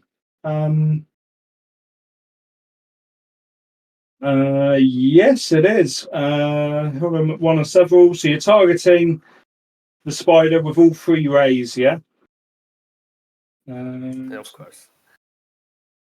Range spell attack. Okay, yeah. So make a attack for me, please, chap. So you should just be able to press it and then attack. So yeah, Scorching Ray should just be on the left hand side. If you press it, it should give you the option to attack, just like Firebolt does. I can cast it. Oh, that's weird. Yeah. There we go. It's in chat for you now. So what you see from where you're standing, Cora, Arjan's come into the room. You see him kind of place a hand forward, aiming towards the spider, and then 3 searing blazes of fire and light erupt from his hand. Can you press attack on that one for me, please, Arjan? And let's see what your roll is. Oh yeah, you hit it. Do your damage, please.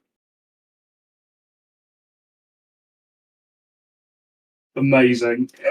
So you see these rays just smash into the spider and erupt with small explosions as they hit it. And the spider, now blackened and beaten, is looking pretty bad. It's not standing up anymore. It's kind of slumped, but it is still twitching. You can see its eyes darting around. You heard it bad, Arjan. Cora, you're up. Well, I'm pretty low, but I could make the final. I could kill it. So I am. I do have a question though, because before going into the room, I had my stealth on, and it could still see me.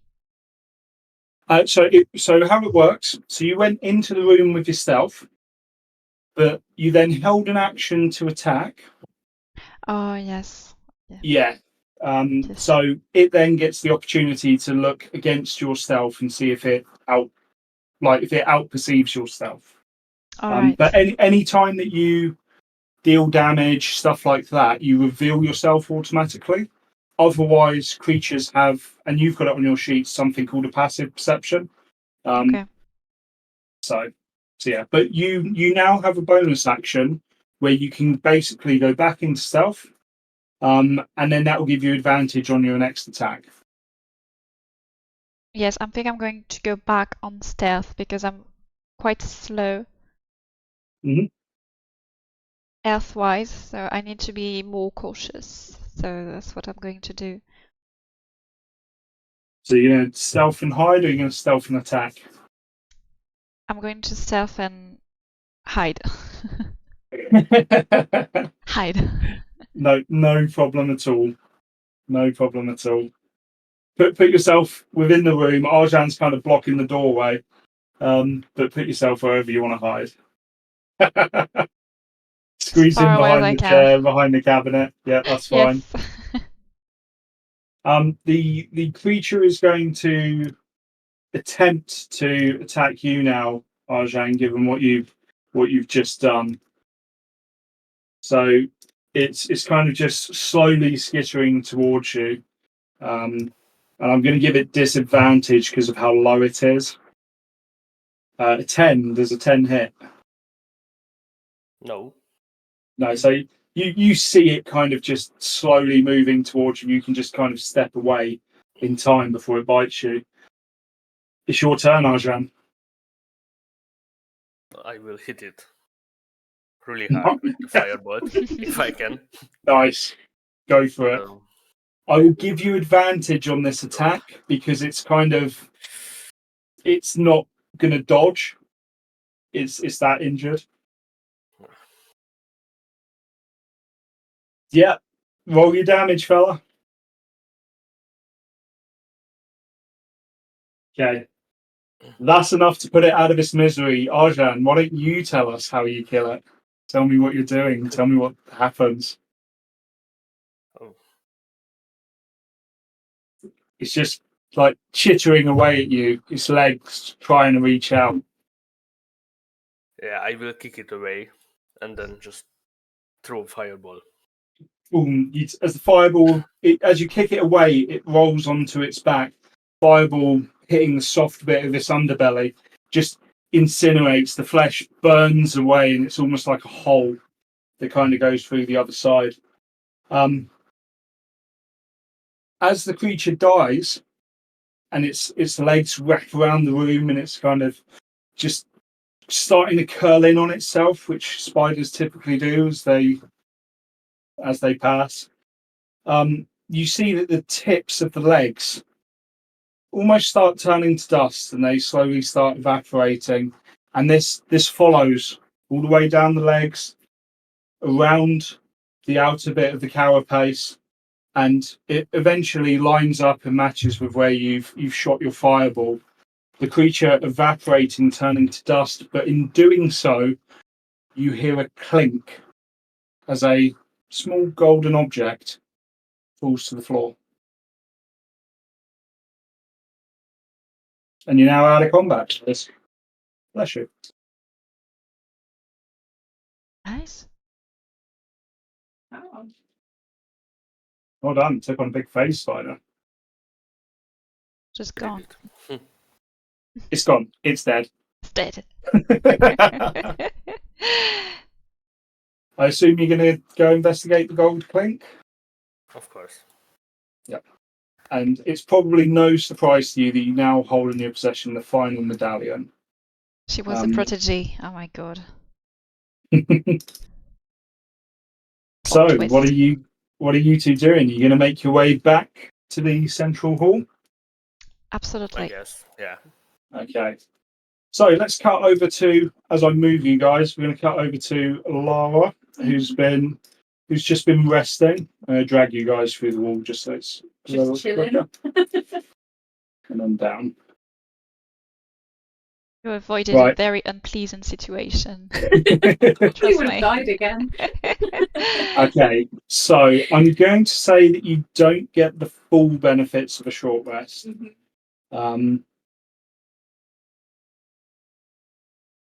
Right, but let's get you some health back. So your hit dice are. So we're going to put you back up to 12. Okay. You don't get lay on hands back because that's a long rest. Okay. You didn't use your channel divinity, but you get that back. So, and obviously any expended spell slots you also get as well. So I've done that for you just to make it easier. Cool. All right. So you guys somewhat now all back together. Yeah. Yeah. You have 4 medallions. There are 4 statues around you, each one with a different element emblazoned into the shield. It's not going to be too difficult to work out what to do here. At the base of the statue, you see an indentation, which, as you could probably guess, is about the right size for a medallion. You're going to place all of the medallions within the statues? Yes. Absolutely. Yeah. Absolutely. All right. With that, you see that the medallions, as you press them in, they lay flush initially. Then they each light up a different colour before the wind yellow, the earth green, the water blue, and the fire red. And as they light up, they start lighting up almost in unison and begin to pulse and light at the same time. And then they retract into the statue, and it's just the gap to place them in visible once again. The medallion's nowhere to be seen. What are you guys doing? Well, we have to go to the chapel, the Eden Chamber, within the chapel. Yeah, go for it. You can freely move. Yeah, I believe it was Arjan that went there. I'll follow Arjan because he Yeah. knows I've not been this side of the Yeah, map me yet. neither. Oh yeah, you guys haven't been down here at all, have you? Oh, is this the chapel? This is the chapel here. I'm going to walk in and just look around. So again, it's the incense kind of hits you. You see that it's multiple gods that are adorned on all the walls, indicating that the wizards probably have different faiths. And give me, you know, you're looking for a hidden door. Mhm. So I would like all three of you to give me investigation with advantage.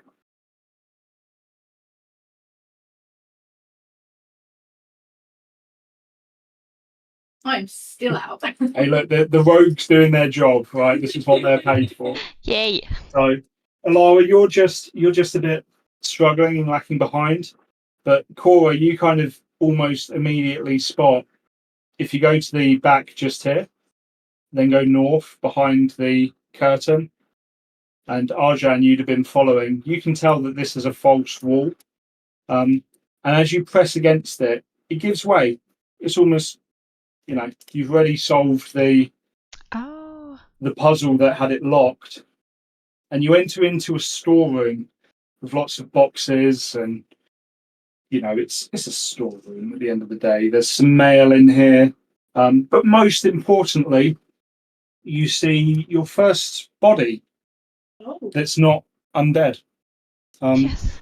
You see an older man, clearly one of the wizards of this mansion and of this cloister, and he's outstretched on the floor, reaching into a container, and his hand is firmly affixed upon what can be described as sort of a crystal that goes into a metallic shaft. And he's chittering away. He's just, but he looks like he's been here a long time, maybe about a week or so. Mhm. Probably Shiro more than anyone. Could you give me a religion check? Mhm. Oh, Alara, I should have said. That's right. Yeah, so you've seen this sort of thing before. You suspect that he's possessed to an extent. Mhm. And in taking kind of a closer look at him, he's been this way for some time. He's likely deceased. Okay. Shit. So one of my spells won't work now. What are you guys doing? I thought I had a picture of the item. We should investigate what he's looking at, right? Because it feels like it's the last thing he did before dying, so must have been important. Yeah. Can we do a perception roll to have a deeper look, even if it's just getting our faces closer? So yeah, I'm going to let you guys do it without perception because it's in your immediate. You'd see it. It's right there. You're just taking a closer look. As far as you can tell, so this item, it's like a cylindrical staff that's been broken off. Where it's broken, blue crystals have formed, and the guy's hand is gripping the solid part of this staff at the base. Cool. And based on the description you were given by your patron, this is the item he's after. What I'm going to do, because I know that this is really, really strong and this could go terribly wrong, I'm going to advise that Arjan and Cora step back. Okay. And I'm going to step forward and grab the staff. Okay. You place your hand on the staff. It's icy cold to the touch, Mm-hmm. and your head aches a little bit. Give me a Constitution save quickly. Okay.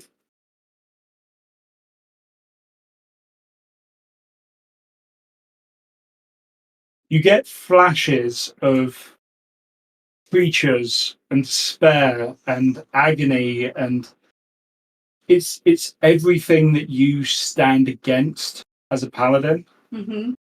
You get this overwhelming sense of dread and fear, but you think of your god, you think of your purpose. Mm-hmm. The light helps you through it. You're able to hold it without it gaining an influence on you, Mm-hmm.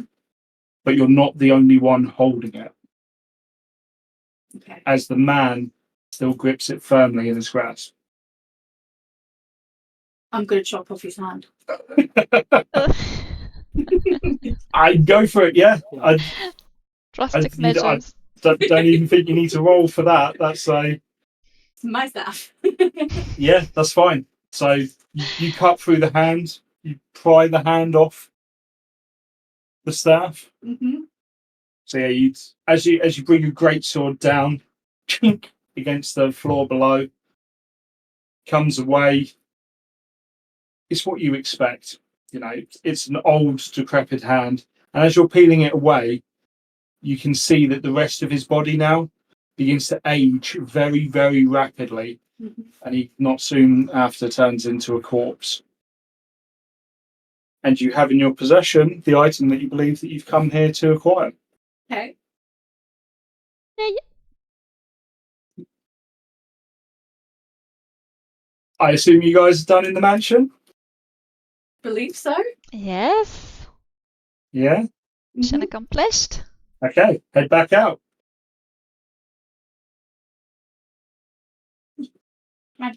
Big payday incoming.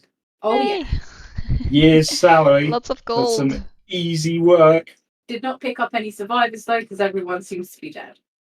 Yeah, yeah. Very undead. Yep. So There are the zombies what outside. you hear the other side of this door, the banging against it. Mm-hmm. What are you going to do? We need to go out there, so I'm gonna undo it and put myself forward. I now have this magical staff. I don't know what I can do with it, but All right. So you're gonna go through the door, yeah? yeah. As you go through the door, so stop right there. Mm-hmm. The zombies, they pause for a moment and they actually back away from you. You have to stay close. They're going to give you space. Also, And then as soon as you're further away, they kind of come back in, their arms reaching out to try and get Cora and Arjan. But you're all going to make a run for it by the looks of it. yeah. Yeah, We're not sticking around. All Well, right. no. So there's, to see if you guys succeed here, Mm-hmm. there's two things that I want to happen. Yeah. That is everyone to make a a athletics check for me to see how fast you run away. But also, whoever is taking point, and you can discuss this amongst yourselves, Arjan's out of here. You didn't know a Dragonborn could move that fast. Yeah, well done, guys. That's a group check that you smashed. But I need someone who is taking point to give me a survival check, because I don't think you guys marked where you came out of the dense forest. So do you know your way back? Because it was thick fog. Oh. Oh. Point. Oh my god. It was on the right-ish. So I think. who is going to make this final check of the game to see if our heroes can get back or if they've got lost on this island? Oh my god. It comes down to one roll. Who wants to do it? Scared. The pressure.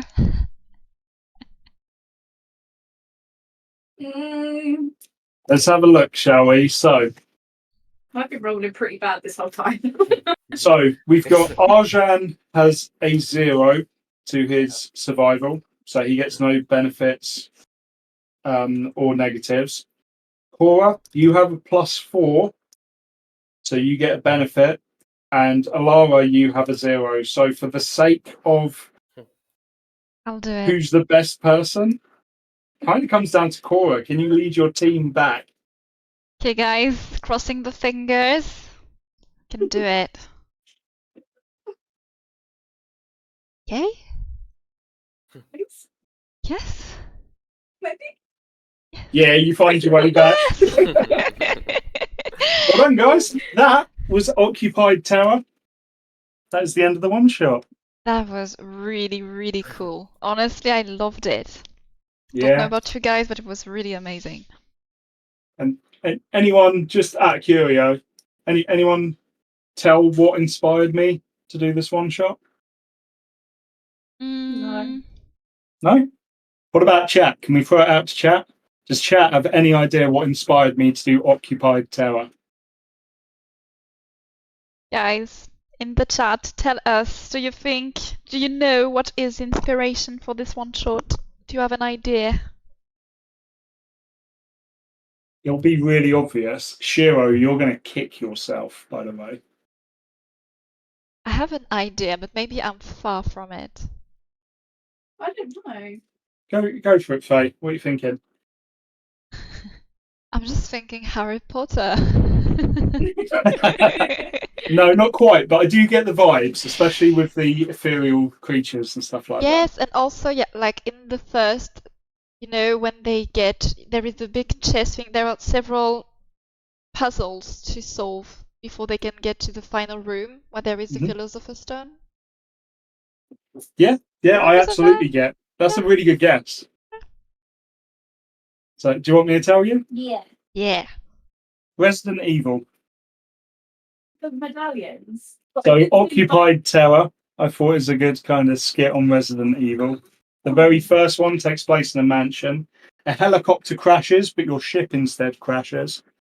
And you got to solve puzzles and defeat undead to get what you want and get out of there. So, Yeah, and you want a time absolutely. limit. So that's kind of my inspiration.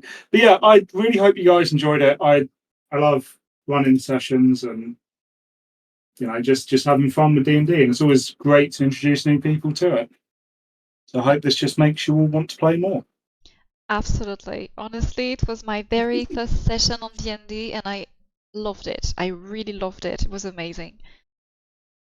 So yeah, very, very happy. Very, very happy. Hopefully you guys are happy about it too. In the chat as well. But yeah, it was amazing. We should so do much that more fun. often. Yeah, and we kept on time, which was pretty good. Yeah, absolutely.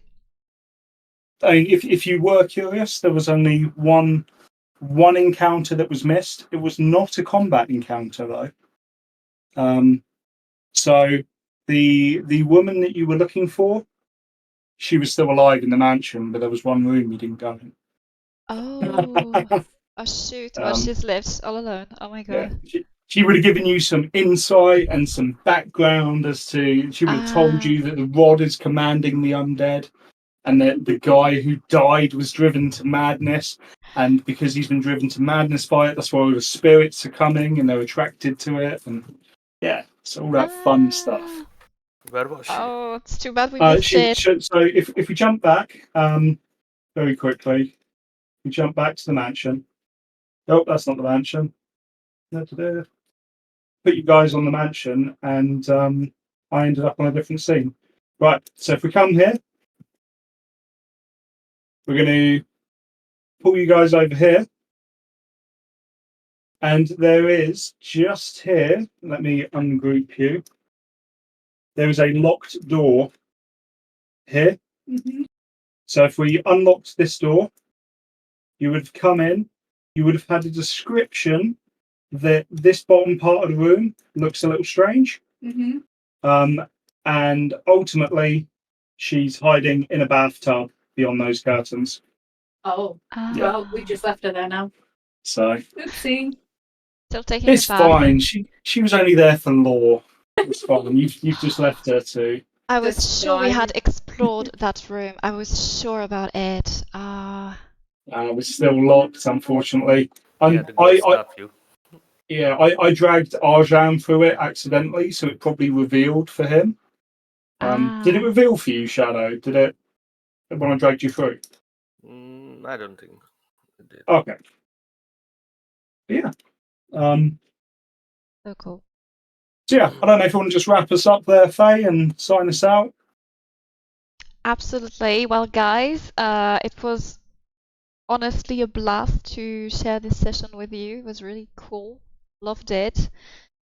Hopefully, we'll do some more in the future if you want. I'd love it. And yeah, thank you. Thank you for your time, for your investment, and it was a blast. Yeah, thank you. Oh, hi. Oh, thank you for the sub, Shadow Monarch. 2 months. No more spider. Yes, I think it's what we will remember from this session. No more spider. Spiders are gone for good. Disappeared. So yeah. I'm going to lead the call. Well, guys, I hope you enjoyed. It was really, really fun. Shall I do a raid? Are you interested in a raid, guys? Are you interested? Are you interested?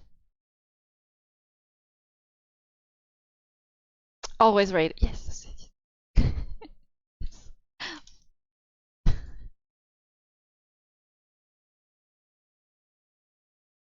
I'm so glad because really enjoyed doing it. It's really cool.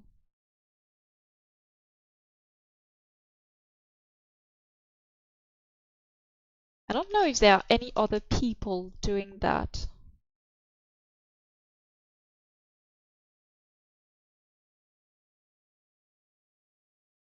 Yeah, it's Baldur's Gate. Baldur's Gate.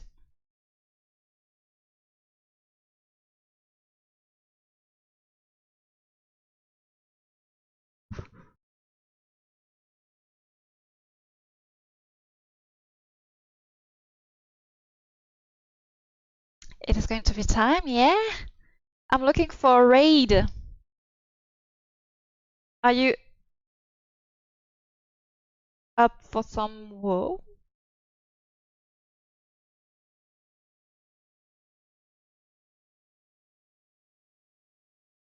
We have this.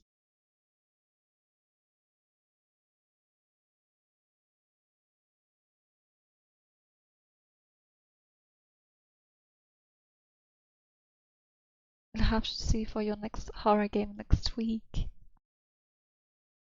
Why are you leaving? Are you leaving this weekend? I didn't even say if I was doing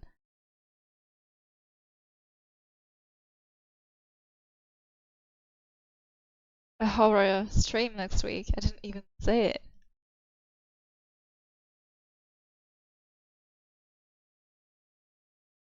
Little Demon?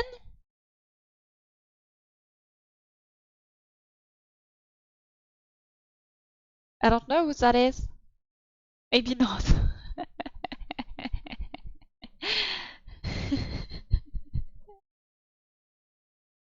No, Demon is not 70-year-old, but who is 70-year-old? I don't know what this person, who that is.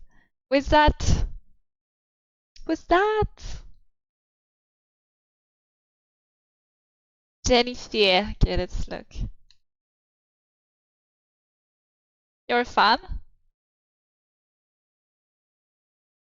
Oh! Oh my god!